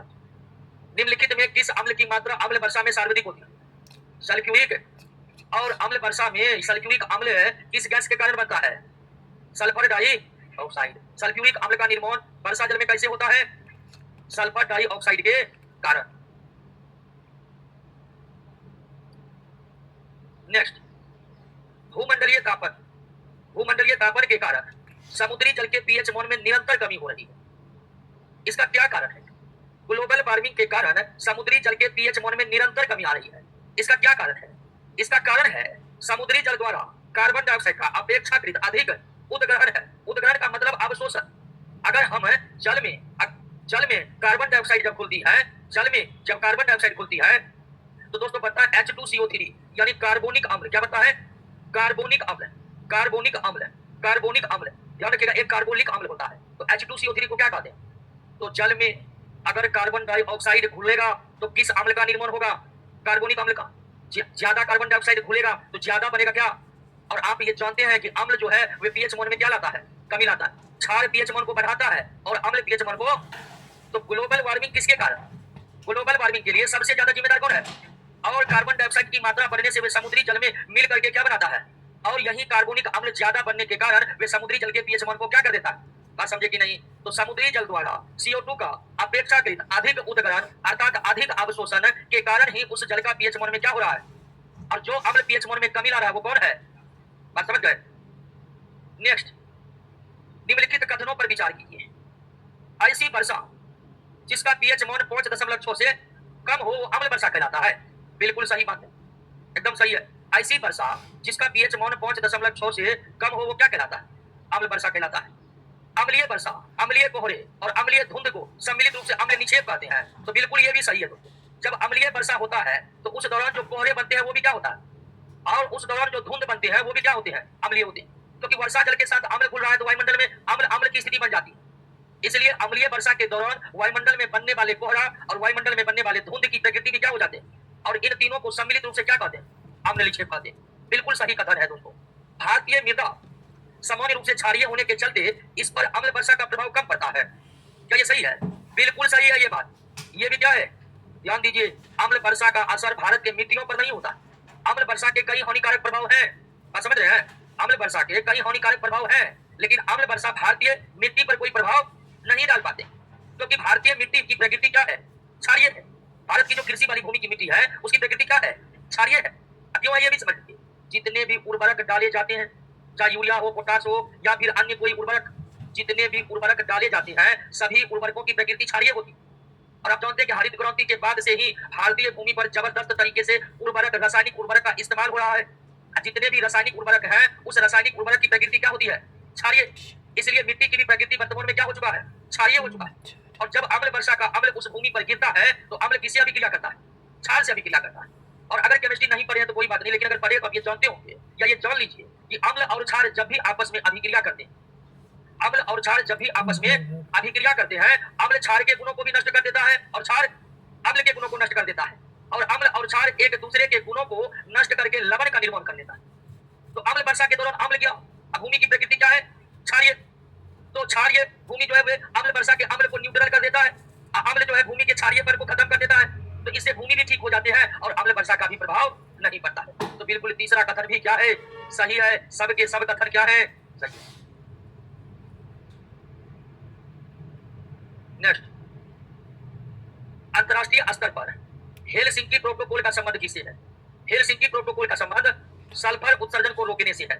सल्फर उत्सर्जन को रोकने से है, क्योंकि सल्फर की अधिक मात्रा में उत्सर्जन अम्ल वर्षा के लिए क्या होगा, जिम्मेदार होगा। क्योंकि हम जितना अधिक सल्फर हम उत्सर्जन करेंगे वायुमंडल में उतना ही सल्फर डाइऑक्साइड बनेगा और अम्ल वर्षा की स्थिति बनेगी।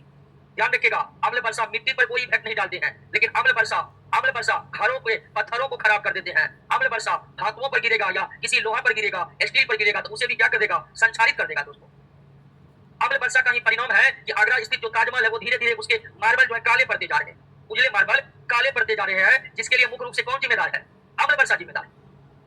तो अम्ल वर्षा के जिम्मेदार प्रमुख है सल्फर उत्सर्जन को रोकने के लिए ही बना क्या। नेक्स्ट, अम्ल वर्षा से होने वाली मानवीय बीमारियों एवं समस्याओं में सही का चयन करें। अम्ल वर्षा से होने वाले मानवीय बीमारियों एवं समस्याओं में से सही का चयन करें। अम्ल वर्षा के कारण कैंसर भी हो सकता है, किडनी की भी समस्या हो सकती है। पल्मोनरी एम्फेसिया का मतलब है दमा वाली बीमारी, श्वसन तंत्र की बीमारी, दमा वाली बीमारी। ब्रोंकाइटिस ये भी श्वसन संबंधी रोग है, ब्रोंकाइटिस भी श्वसन संबंधी रोग है, और ये दोनों श्वसन रोग है तो ये तो होगा ही होगा। यानी कि इन सभी के जिम्मेदार हो सकते हैं कौन, अम्ल वर्षा। सभी 41 नंबर, सबसे घातक क्लोरोफ्लोरोकार्बन कौन है, जो ओजोन से प्रतिक्रिया कर उसका क्षरण करता है। और सही करिएगा, क्षरण करता है। सबसे घातक क्लोरोफ्लोरोकार्बन कौन है, जो ओजोन से प्रतिक्रिया कर उसका क्षरण करता है। आपको बताएं कि जितने भी क्लोरीन और फ्लोरीन युक्त गैस है, जितने भी क्लोरीन और फ्लोरीन युक्त गैस है सबको सम्मिलित रूप से क्या कहते हैं, क्लोरोफ्लोरोकार्बन। तो क्लोरोफ्लोरोकार्बन कोई एक गैस नहीं है, बल्कि ये गैसों का समूह है, ये गैसों का समूह है। और इस गैसों के समूह में वे सभी गैस आते हैं जिसमें क्लोरीन और फ्लोरीन मौजूद है। तो इनमें सबसे खतरनाक है CCl2F2, ठीक है ना, सबसे खतरनाक है CCl2F2। नेक्स्ट, निम्नलिखित में कौन सा कथन सही है? निम्नलिखित में कौन सा कथन सही है? पौधों की पत्तियों पर अम्ल वर्षा गिरने से प्रकाश संश्लेषण की क्रिया मंद पड़ जाती है। बिल्कुल सही बात है। अम्ल वर्षा होने से पेड़ की प्रकाश संश्लेषण की दर क्या होती है? घट जाती है। अब ऐसा क्यों होता है? तो आप जानते हैं कि प्रकाश संश्लेषण के लिए पौधे को क्या चाहिए? Carbon dioxide. और कार्बन डाइऑक्साइड की प्राप्ति वायुमंडल से पौधे पत्तियों में स्थित सूक्ष्म छिद्र, जिसे क्या कहते हैं? रंध्र कहते हैं, अंग्रेजी में एस्टोमन। तो आप ये जानते हैं कि वृक्ष के पत्तियों में रंध्र पाए जाते हैं। वृक्ष के पत्तियों में रंध्र पाए जाते हैं और रंध्र से ही वृक्ष या पेड़ पौधे वायुमंडल से क्या ग्रहण करते हैं? तो जब अम्ल वर्षा होता है ना, तो अम्ल वृक्ष के पत्तियों के रंध्र को अवरुद्ध कर देते हैं, यानी इन छिद्रों को जाम कर देता है एसिड, जिसके कारण पेड़ ठीक तरह से कार्बन डाइऑक्साइड ग्रहण नहीं कर पाता है। और कार्बन डाइऑक्साइड ठीक तरह से ग्रहण नहीं करने के कारण प्रकाश संश्लेषण की दर क्या हो जाती है? मंद हो जाती है। तो पहला कथन बिल्कुल सही है कि पौधे के पत्तियों पर अम्ल वर्षा गिरने से प्रकाश संश्लेषण की क्रिया मंद पड़ जाती है। सही कथन के बारे में पूछ रहा है। दूसरा कथन पर आते हैं, ये भी सही है। लाइकेन को अम्ल वर्षा का संकेतक माना जाता है। यह को होगा, लाइकेन को अम्ल वर्षा का संकेतक माना जाता है। बिल्कुल सही बात है दोस्तों। अम्ल वर्षा का सबसे पहला प्रभाव कौन छोड़ता है? लाइकेन। अगर किसी स्थान पर लाइकेन उगा हुआ है और वह एक एक करके मरने लगे, तो इसका संकेत होता है कि वायुमंडल में किसकी उपस्थिति हो गई है? जब वायुमंडल में सल्फर डाइऑक्साइड की मात्रा बढ़ती जाती है, तो इसका सबसे पहला प्रभाव किस पर पड़ता है? लाइकेन पर। और वो एक एक करके मरने लगता है। और किसी भी स्थान पर लाइकेन मरने लगा, आप ये जान लीजिए कि वहां के वायुमंडल में कौन आ गया है? और वायुमंडल में सल्फर डाइऑक्साइड आ गया, यानी अम्लीय वर्षा के सबसे जिम्मेवार जो है उसकी उपस्थिति हो गई है।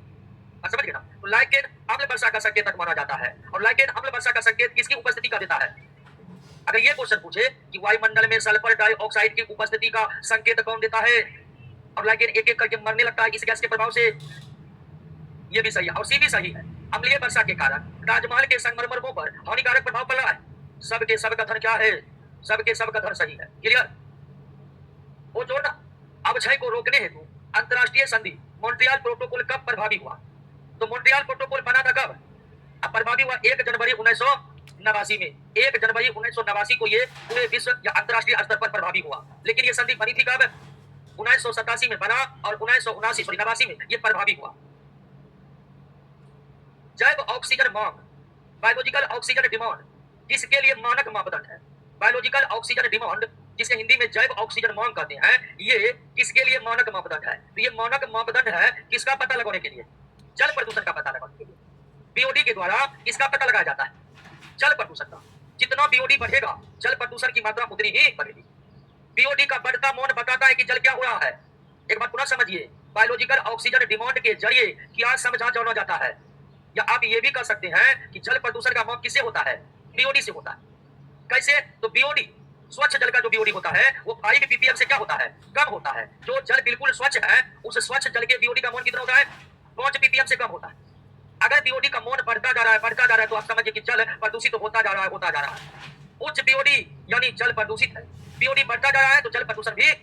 स्वच्छ जल का बीओडी मान कितना होनी चाहिए? 5 ppm से कम।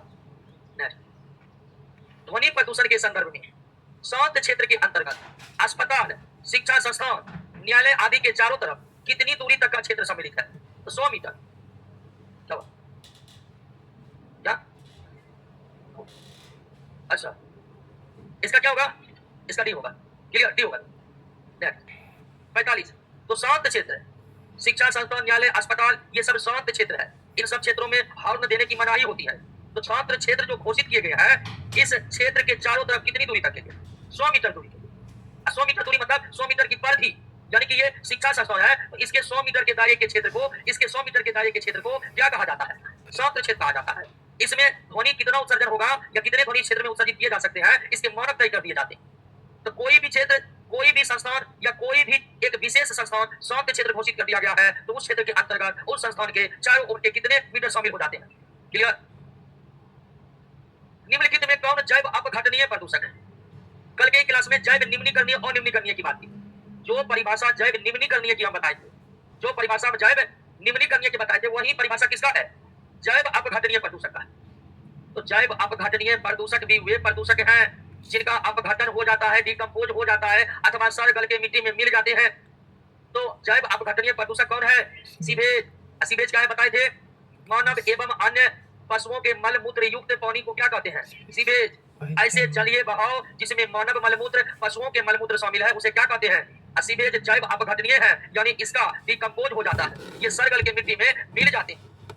लेकिन पॉलीथीन, प्लास्टिक, एस्बेस्टोस, एस्बेस्टोस जो घर पर डाले जाते हैं, इसे घर की चादर भी कहते हैं, ठीक है ना? तो एस्बेस्टोस ये सब डिकम्पोज नहीं होते हैं, लाखों वर्षों तक ये भूमि पर जस के तस पड़े रहते हैं, इसका कोई डिकम्पोजेशन नहीं होता है। ये सब जैव जैव अनिम्नीकरणीय प्रदूषण होगा। क्लियर?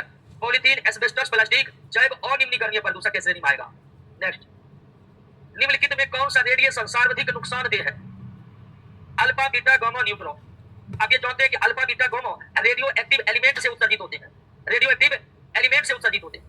तो इन सब में जो सबसे खतरनाक रेडिएशन है वो कौन है? गामा। गामा सबसे खतरनाक क्यों है? ये इसलिए है कि इसकी भेदन क्षमता बहुत अधिक होती है। ये हमारे त्वचा के कोशिकाओं को आसानी से तो भेद ही सकता है, गामा की भेदन शक्ति इतनी अधिक है कि ये हमारे हड्डी के कोशिकाओं तक को भेद कर रख देते हैं। तो सबसे अधिक खतरनाक और सबसे कम खतरनाक अल्फा। और अल्फा सबसे कम खतरनाक इसलिए कि इसकी भेदन क्षमता कम है, ये हमारे त्वचा के कोशिकाओं को भी ठीक से भेद नहीं पाता, इसीलिए सबसे खतरनाक रेडिएशन और सबसे कम खतरनाक अल्फा। और ये सब रेडिएशन से त्वचा कैंसर होता है। क्या होता है? त्वचा कैंसर। त्वचा कैंसर बहुत ज्यादा जानलेवा नहीं है दोस्तों, जैसे अन्य कैंसर की तरह त्वचा कैंसर जानलेवा नहीं होते हैं, लेकिन लंबे समय तक बने रहने के बाद वे जानलेवा हो सकते हैं। बात समझे? निम्नलिखित में कौन द्वितीयक प्रदूषक नहीं है? हमने प्राथमिक और द्वितीयक प्रदूषक की परिभाषा कल के क्लास में जाने थे कि नहीं, कि और कौन प्राथमिक प्रदूषक है कौन द्वितीयक, तो बताइए इसमें कौन होगा?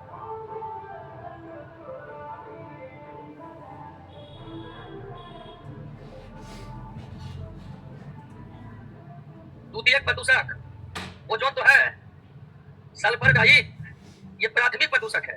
ये नहीं पूछ रहा कि कौन द्वितीयक प्रदूषक है, पूछ रहा है कौन द्वितीयक प्रदूषक नहीं है। तो सल्फर डाइऑक्साइड प्राथमिक प्रदूषक है, सल्फर डाइऑक्साइड प्राथमिक प्रदूषक है, द्वितीयक प्रदूषक नहीं है। बस समझ गए?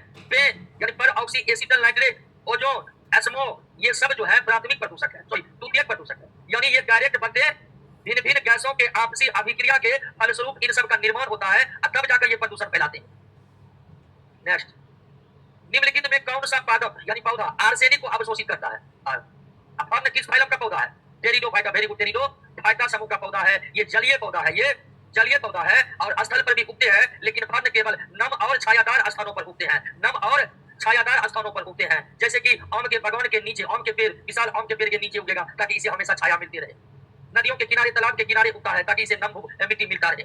तो फर्न जलीय पौधा है, लेकिन ये नम और छायादार स्थानों पर उगते हैं और ये किसको जल से अवशोषित कर लेते हैं? आर्सेनिक। निम्नलिखित ईंधनों को उनमें से प्रत्येक के 1 किलोग्राम के ज्वलन द्वारा कारित वायु प्रदूषण के द्रव्यमान अनुक्रम में व्यवस्थित कीजिए।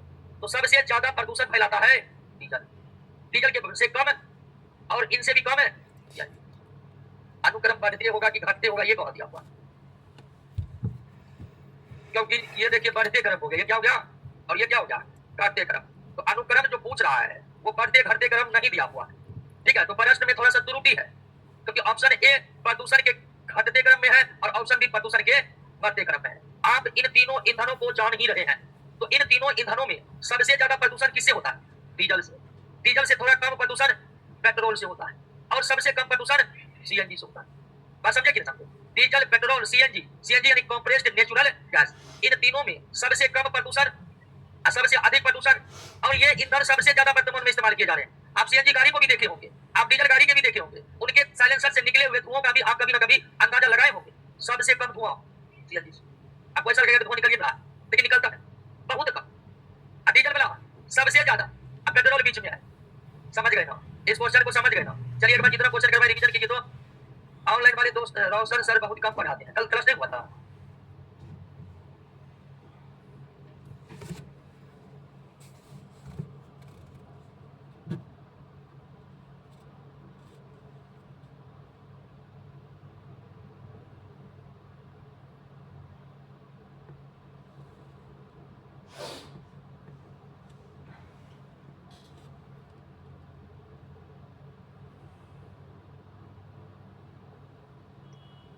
सुजीत कुमार क्वेश्चन 29 को एक बार और समझा दीजिए। देखिए क्या है 29 में। 29 में तो इसको तो याद ही करना पड़ेगा। सुजीत कुमार 29 नंबर प्रश्न को याद ही करना पड़ेगा।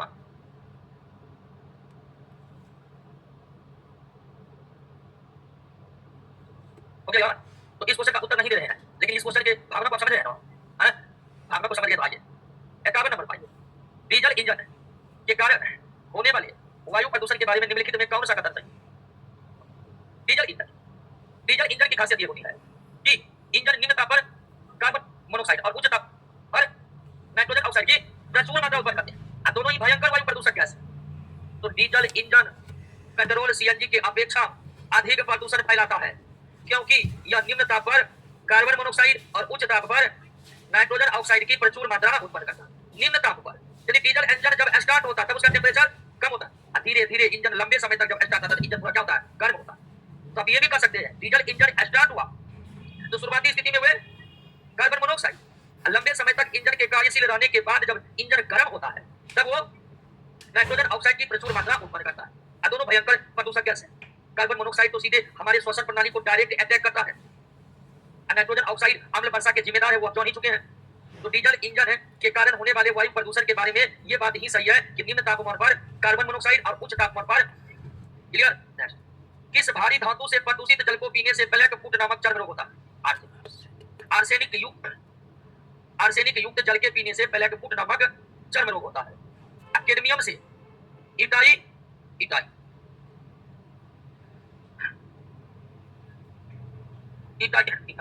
फ्लोराइड अधिकता वाले से फ्लोरोसिस।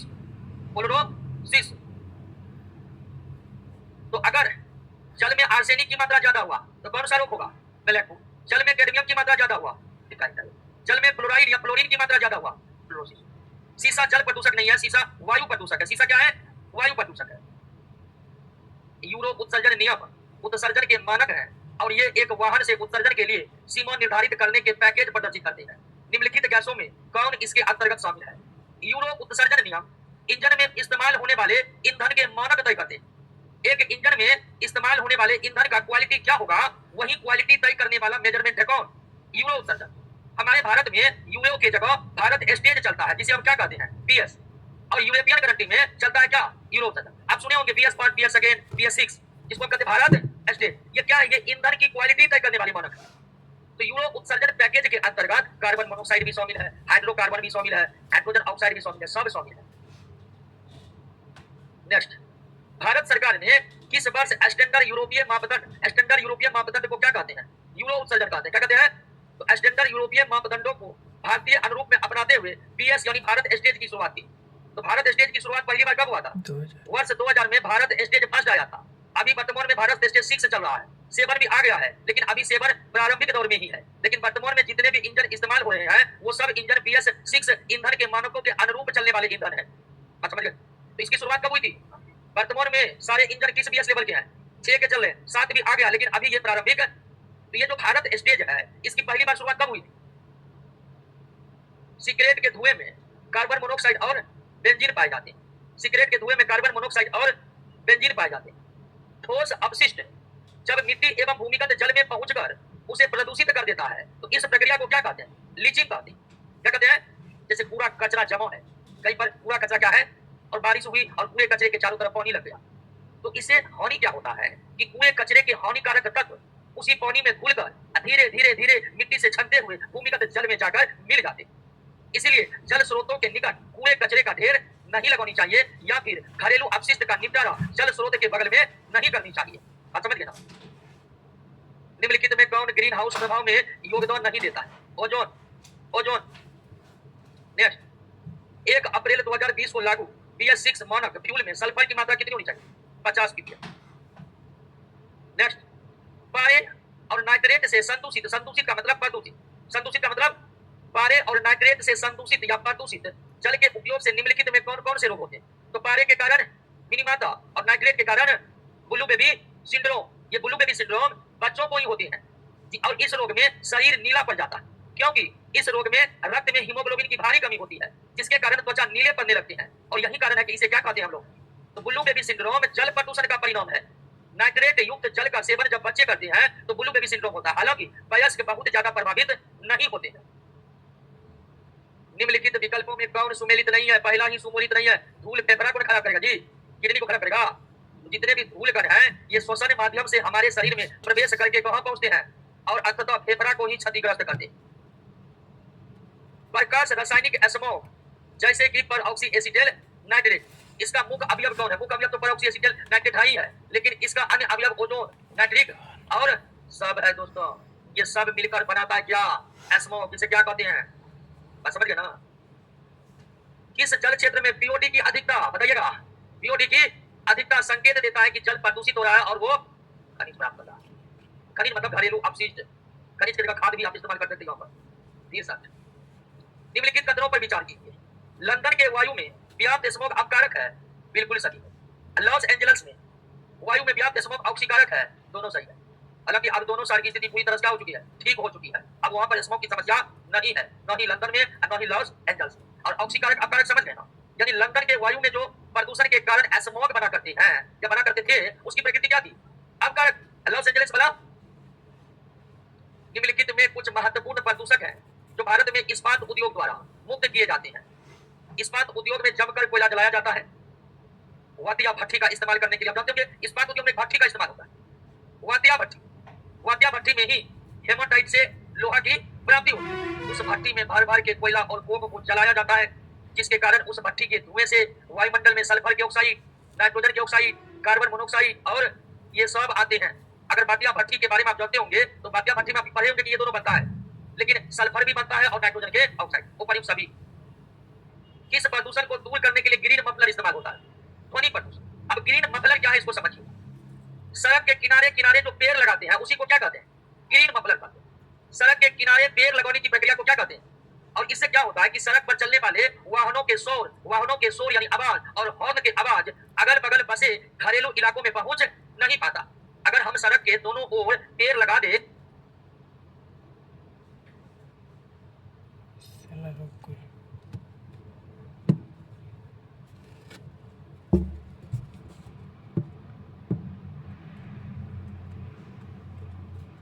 तो इसी को कहते हैं क्या?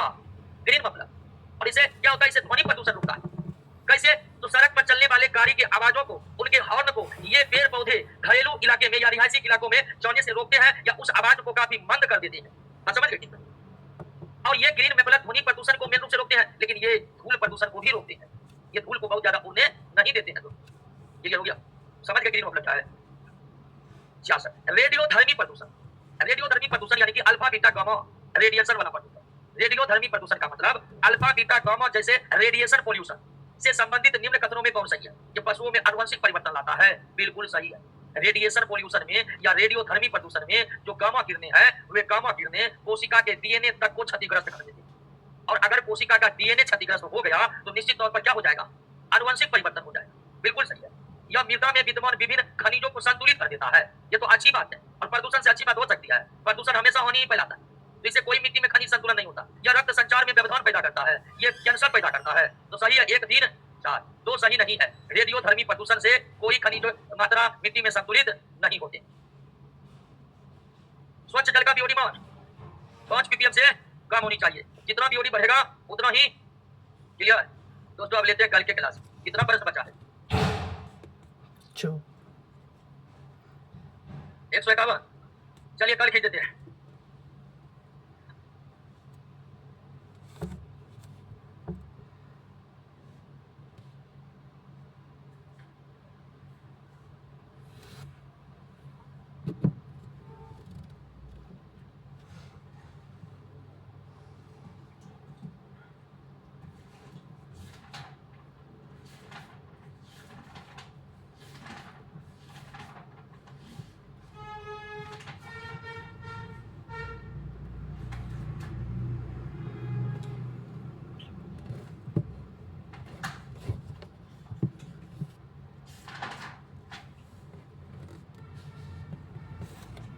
बाबू हल्ला मत करो।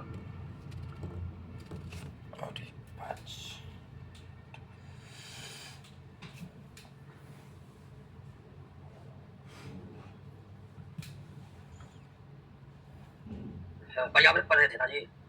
हाँ? नहीं, प्रदूषण पढ़ रहे थे। देख लिए? अब शांत हो जाइएगा, शांत हो जाइए। हम लोग प्रदूषण के प्रश्नों को कर रहे थे। आइए 68 नंबर पर, सूक्ष्म जीवों के उपयोग द्वारा स्थल और समुद्र के उन क्षेत्रों का जो पीरकनाशियों, तेल और विलायकों द्वारा प्रदूषित हो गए हैं, उपचार करने की प्रक्रिया क्या कहलाती है? किसी स्थान पर कोई पीरकनाशी, पीरकनाशी मतलब कीटनाशी, कीटनाशी और पीरकनाशी पर्यायवाची है। तो कीटनाशक दवा फैल गया है, कोई तेल फैल गया है, या कोई विलायक, विलायक मतलब घोलने वाला पदार्थ, जैसे कार्बन डाइसल्फाइड एक प्रकार का विलायक है, पेट्रोल भी एक प्रकार का विलायक है, बेंजीन भी एक प्रकार का विलायक उसे कहते हैं जिसमें हम किसी चीज को घोलते हैं। सबसे बड़ा विलायक जल है, जल। तो सूक्ष्म जीवों के द्वारा पीरकनाशी, तेल, विलायकों को हटाना क्या कहलाता है? जैविक उपचार कहलाता है। और सूक्ष्म जीव सजीव है, सजीव को क्या कहते हैं? जैव कहते हैं ना, उसी से ये नाम पड़ा है, जैविक उपचार। निम्नलिखित कथनों पर विचार कीजिए। जल में डीओ, डीओ का मतलब डिजोल्व वाटर, डीओ का मतलब dissolve water, dissolve water sorry oxygen, dissolve oxygen. Dissolve oxygen का मतलब जल में घुला ऑक्सीजन। तो जल में डीओ की मात्रा मतलब डिजोल्व ऑक्सीजन की मात्रा 8 मिलीग्राम पर लीटर से कम हो जाता है, तो ऐसे जल को संदूषित, संदूषित जल कहा जाता है। क्या ये सही है? बिल्कुल सही है। संदूषित का मतलब ही प्रदूषित ही होता है, समझे कि नहीं? संदूषित और प्रदूषित बात बराबर है। तो पहला कथन सही है कि जल में ऑक्सीजन की खुली मात्रा 8 मिलीग्राम पर लीटर से कम हो गया तो उस जल को प्रदूषित जल कहते हैं। और जब डीओ की मात्रा 4 मिलीग्राम पर लीटर से कम हो गया तो वो क्या हो जाएगा? दोनों कथन सही है, दोनों कथन सही है। डीओ का मतलब समझे ना? तो एक जल प्रदूषित नहीं है ये तब माना जाएगा जब उसमें ऑक्सीजन की मात्रा 8 मिलीग्राम पर लीटर से ज्यादा हो। एक जल प्रदूषित नहीं है ये इस आधार पर माना जाता है कि उस जल में ऑक्सीजन कितना है। अगर जल में ऑक्सीजन की मात्रा 8 मिलीग्राम पर लीटर से ज्यादा होगा तो वो जल प्रदूषित नहीं कहलाएगा। और जल में ऑक्सीजन की मात्रा 8 मिलीग्राम पर लीटर से कम हो गया तो वो क्या हो गया? प्रदूषित हो गया। 4 मिलीग्राम पर लीटर से कम हो गया तो वो।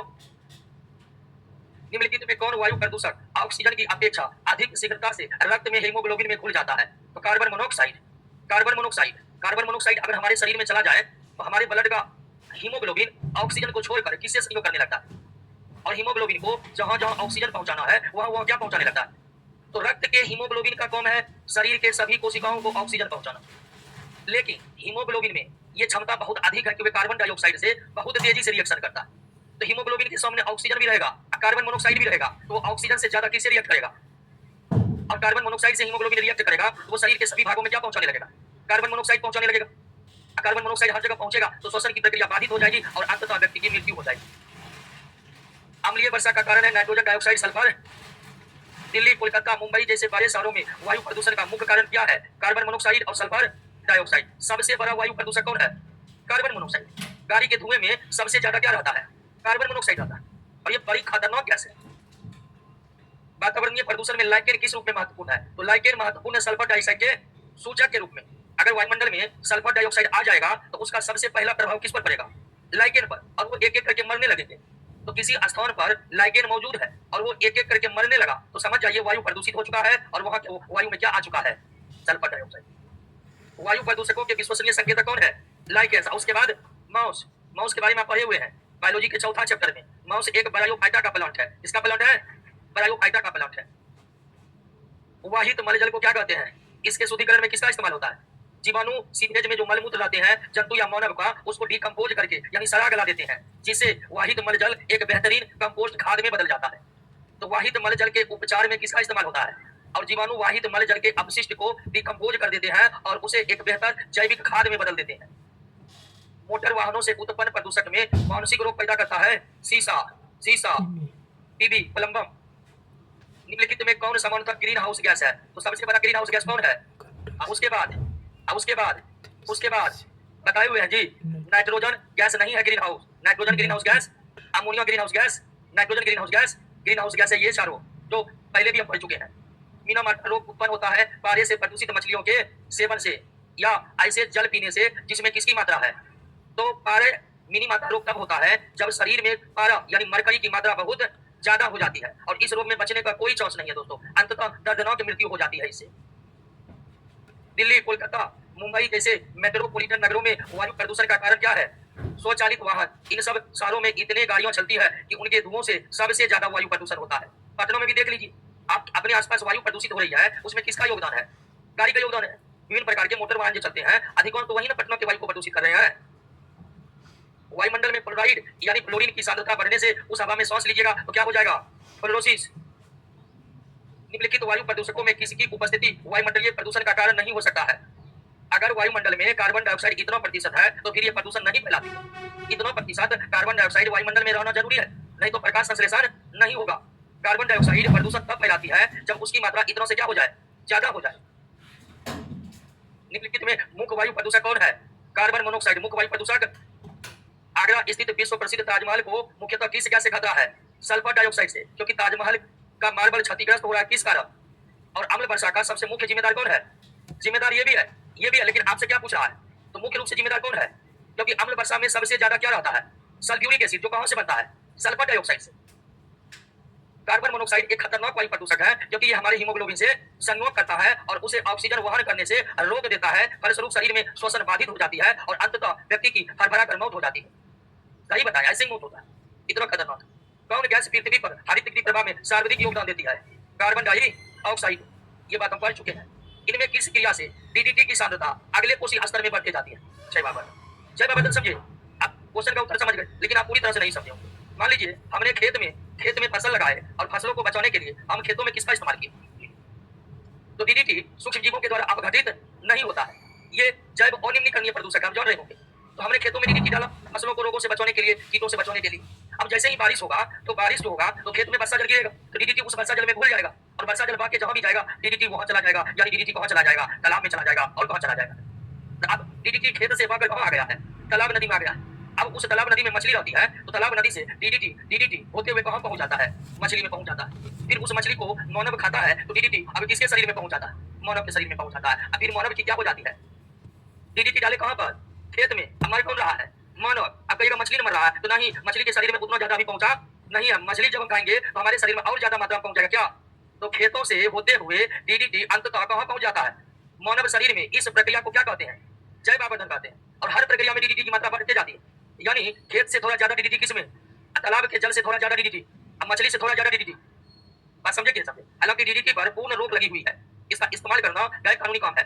डीडीटी पूरी तरह से सरकार के द्वारा बैन है। अब इसका कोई इस्तेमाल कहीं पर नहीं किया जा सकता है और न ही इसका उत्पादन किया जा सकता है। डीडीटी की इस खतरनाक स्थिति के कारण इसके उपयोग, इसके उत्पादन, इसके परिवहन पर पूरी तरह से रोक लगा दी गई है। 87 निम्नलिखित में किस वायु प्रदूषक के कारण मनुष्य के केंद्रीय तंत्रिका तंत्र यानी मस्तिष्क एवं तंत्रिका पेशियों पर हानिकारक असर पड़ता है? ये पारा है मरकरी। जलाशय में सुपोषण के लिए सबसे प्रभावशाली पदार्थ कौन है? अब सुपोषण क्या है दोस्तों? किसकी चर्चा की जा रही है? सुपोषण किसे कहते हैं? समझिएगा सुपोषण किसे कहते हैं। जब हम किसी जलाशय में, जैसे तालाब हो गया, जब हम किसी जलाशय में घर का कूड़ा कचरा फेंकते हैं, तो घर के कूड़े कचरे में सब्जी के छिलके, भोजन के अवशिष्ट, ये सब रहते हैं। और जब वो सब चीज तालाब में जाते हैं तो इससे तालाब में जैविक पदार्थों की मात्रा क्या होती है? बढ़ जाती है। जैविक पदार्थों की मात्रा बढ़ जाती है तो उसमें सबसे ज्यादा क्या रहते हैं? फॉस्फेट। और जलाशय में जो शैवाल पाए जाते हैं, और शैवाल, उस शैवाल को बहुत ज्यादा खनिज मिलने लगता है, यानी पोषक मिलने लगता है, जिससे शैवाल बड़ी तेजी से वृद्धि करता है। इतनी तेजी से वृद्धि करता है कि तालाब का सारा ऑक्सीजन केवल शैवाल ही खींच लेता है, बाकी सब मर जाते हैं। इसी स्थिति को क्या कहते हैं? तो किसी तालाब में घरेलू कूड़ा कचरा को डालने से वे घरेलू कूड़ा कचरा तालाबों में विभिन्न जैविक खाद की मात्रा बढ़ा देते हैं। उन जैविक खादों को शैवाल प्राप्त करके इतनी तेजी से वृद्धि करते हैं कि तालाब पर केवल शैवाल ही शैवाल नजर आते हैं, बाकी जीव को ऑक्सीजन मिलता ही नहीं है और अंततः वो मर जाते हैं। अचानक शैवाल को अत्यधिक पोषण मिलने लगता है, इसी को क्या कहते हैं? सुपोषण कहते हैं। और ये सुपोषण का कारण है घरेलू कूड़ा कचरा को फेंकना जलाशय में। घरेलू कूड़ा कचरा में अधिकांश चीज ऐसे होते हैं जो डिकम्पोज हो जाएगा, जैसे फल के छिलके डिकम्पोज होकर बेहतरीन खाद बन जाएगा, भोजन के अवशिष्ट डिकम्पोज होकर बेहतरीन खाद बन जाएगा, सब्जी के छिलके डिकम्पोज होकर बेहतरीन खाद बन जाएगा। और जलाशय में शैवाल को जैसे ये खाद मिलेगा वो इतनी तेजी से वृद्धि करेगा कि केवल वही वृद्धि करेगा, बाकी मर जाएगा। इस स्थिति को क्या कहते हैं? सुपोषण। निम्नलिखित में कौन वायु प्रदूषक श्वास जहर का काम करता है तथा उच्च रक्तदाब और हृदय रोगों को बढ़ाता है? कैडमियम। गंगा जल में सबको प्रवाहित करने पर क्या होगी? बीओडी में वृद्धि होगी। बीओडी में वृद्धि होगा तो घुलित ऑक्सीजन में क्या होगा? कमी होगा, जीवाणुओं में वृद्धि होगी। सबको बहाएंगे तो सबको डिकम्पोज करने के लिए जीवाणुओं में क्या होगी? वृद्धि होगी। और आपको बीओडी के बारे में बताए थे, बीओडी बढ़ता जाएगा, जल प्रदूषित होता जाएगा। तो प्रदूषण बढ़ रहा है तो बीओडी भी क्या होगा? बीओडी बढ़ेगा तो डीओ घटेगा, डीओ का मतलब डिजोल्व ऑक्सीजन, घुलित ऑक्सीजन। तो जल प्रदूषित होगा तो बीओडी बढ़ेगा, बीओडी बढ़ेगा तो डीओ घटेगा। समझे कि नहीं समझे? स्वच्छ जल का बीओडी कितना होना चाहिए? 5 ppm से कम। स्वच्छ जल का बीओडी कितना होनी चाहिए? तो इसका आंसर डी होगा, डी। लोहे के खानों में काम करने वाले मजदूरों में श्वसन व्याधि लव सकितमयता होने का क्या कारण है? इसका कारण है सिलिका। सिलिका कहते हैं सिलिकॉन डाई। लोहे के फैक्ट्री में जो काम करते हैं ना, उसको धीरे धीरे सांस लेने में समस्या उत्पन्न हो जाती है, और सांस लेने में जो समस्या उत्पन्न होती है उसी स्थिति को लव सकितमयता कहते हैं। और इसका कारण क्या है? इसका कारण है सिलिका का छोटे छोटे टुकड़े सांस के द्वारा फेफड़ा में जमा होते जाना। अधिक समय तक बार बार विकिरणों के प्रभाव से क्या होगा? त्वचा कैंसर होगा दोस्तों। वायुमंडल में कार्बन डाइऑक्साइड का निर्माण मुख्य मुख्य किसके द्वारा? जीवों के श्वसन से होता है। कार्बन डाइऑक्साइड का निर्माण अग्नि से भी होता है, सूक्ष्म जीव के क्रियाओं से भी होता है, कारखाने के धुएं से भी होता है। लेकिन आपसे सवाल क्या पूछ रहा है? तो मुख्यतः किसके द्वारा? हम लोग जो श्वसन करते हैं तो उसमें ऑक्सीजन इस्तेमाल करते हैं और कार्बन डाइऑक्साइड बाहर निकालते हैं। तो श्वसन के द्वारा जो कार्बन डाइऑक्साइड बाहर निकलता है वो कार्बन डाइऑक्साइड वायुमंडल में सबसे ज्यादा मात्रा में रहता है। साधारणतः कितने डेसिबल की ध्वनि मानव सहन करता है? 80 से इससे ज्यादा सहन नहीं कर सकता है। अम्ल वर्षा का कारण ताजमहल का संगमरमर क्षरण होते जा रहा है, क्योंकि संगमरमर है कैल्शियम और वे अम्ल वर्षा के अम्ल से अभिक्रिया करके खराब होते जाता है। तो अम्ल वर्षा के कारण ताजमहल का संगमरमर क्षरण होते जा रहा है, जिसे मार्बल कैंसर की संज्ञा दी गई है। इस मार्बल कैंसर हेतु प्रमुख रूप से जिम्मेदार कौन है? तो प्रमुख रूप से जिम्मेदार है आगरा के बगल में क्या है और वहां पर क्या है? उसी तेल शोधन कारखाने के चिमनी से क्या निकल के आता है जो मथुरा के हवा से बहते हुए कहां पहुंचता है? आगरा, और वहां पर जाकर अम्ल वर्षा कराता है। तो ताजमहल को खतरा है अम्ल वर्षा से। अम्ल वर्षा का कारण है SO2 आता है मथुरा से, वहां पर एक बहुत बड़ी ऑयल रिफाइनरी कंपनी है। निम्नलिखित में कौन प्राकृतिक वायु प्रदूषक है? ज्वालामुखी से निकली गैस, परागकण, धूलकण सब क्या है? प्राकृतिक वायु प्रदूषक है। प्राकृतिक वायु प्रदूषक है। इस सब के लिए मानव जिम्मेदार नहीं है, ये नेचुरल एयर पोल्यूट है दोस्तों। सूर्य के किरण में उपलब्ध पराबैंगनी किरणों से जीवों की सुरक्षा कौन करता है? ओजोन परत करता है। ये पराबैंगनी को रोक लेता है, पृथ्वी पर आने नहीं देता है। जल प्रदूषण को मापने हेतु बेहतर विकल्प कौन है? तो बेहतर विकल्प है दोस्तों को अधिकांश स्थितियों में जल प्रदूषण किससे मापा जाता है? बीओडी से। लेकिन बीओडी से बेहतर विकल्प क्या है? सीओडी है। नेक्स्ट, पराबैंगनी विकिरण के प्रभाव से मनुष्य को क्या हो सकता है? त्वचा कैंसर। और क्या हो सकता है? दोनों हो सकता है दोस्तों। नदियों में जल प्रदूषण की माप की जाती है ऑक्सीजन की घुली मात्रा से। अगर ऑक्सीजन की घुली मात्रा 8 मिलीग्राम पर लीटर से कम हो जाएगा तो उस जल को क्या माना जाएगा? प्रदूषित जल माना जाएगा।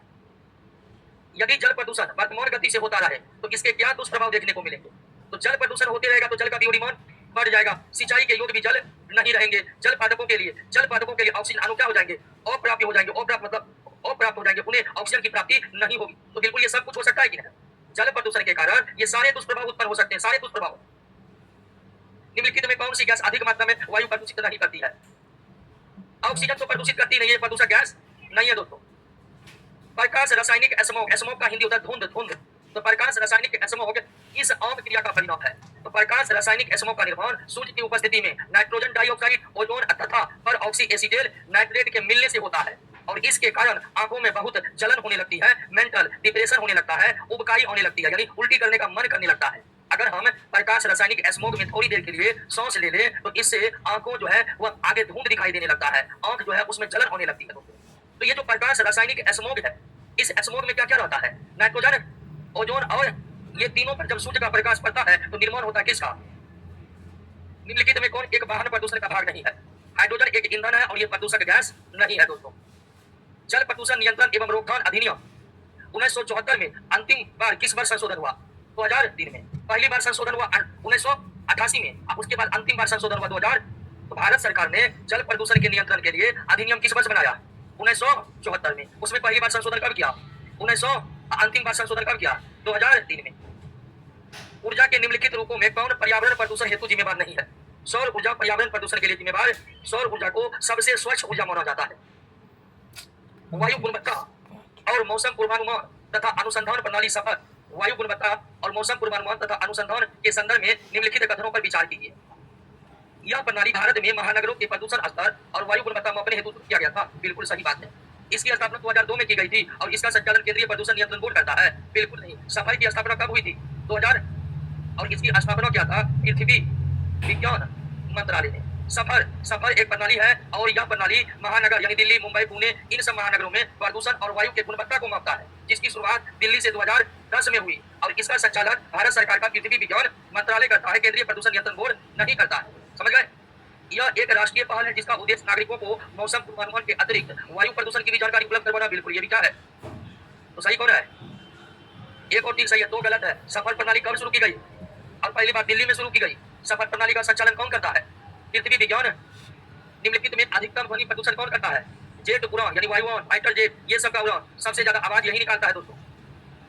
पर्यावरण मंत्रालय ने 2019 में राष्ट्रीय स्वच्छ वायु कार्यक्रम की शुरुआत की थी, जिसके तहत इस वर्ष तक प्रदूषणकारी PM10 का मतलब समझ लेना, पार्टिकुलर मैटर 10 माइक्रोन यानी PM10 का मतलब हुआ 10 माइक्रोन का छोटा कण, 2.5 माइक्रोन का छोटा कण, और ये वायु प्रदूषक है। क्या है? तो PM10, PM2.5 ये छोटे छोटे वायु में मौजूद धूल कण है दोस्तों। तो कह रहा है कि 20 वर्ष तक प्रदूषणकारी या वायु प्रदूषणकारी PM10 तथा PM2.5 कणों को 20 से 30% तक हटाने का लक्ष्य रखा गया। हालांकि ये लक्ष्य अब त्याग दिया गया है। ये लक्ष्य अब खत्म हो चुका है, यानी 2024 आ गया, लेकिन लक्ष्य पूरा नहीं हुआ। राष्ट्रीय पर्यावरण अभियांत्रिकी संस्थान कहाँ पर है? नागपुर में है। मानव जनित पर्यावरण प्रदूषण को क्या कहें? इस क्वेश्चन को छोड़ दीजिए था, ठीक है ना, क्योंकि भिन्न भिन्न सोर्स में इसका उत्तर अलग अलग मिल रहा है, तो कंफर्म उत्तर हम दे देंगे बाद में, समझे कि नहीं? अब बाकी आपके ये होमवर्क करा के आप भी इसका उत्तर खोजने का प्रयास करेंगे, मिल जाएगा तो हमें व्हाट्सएप करेंगे।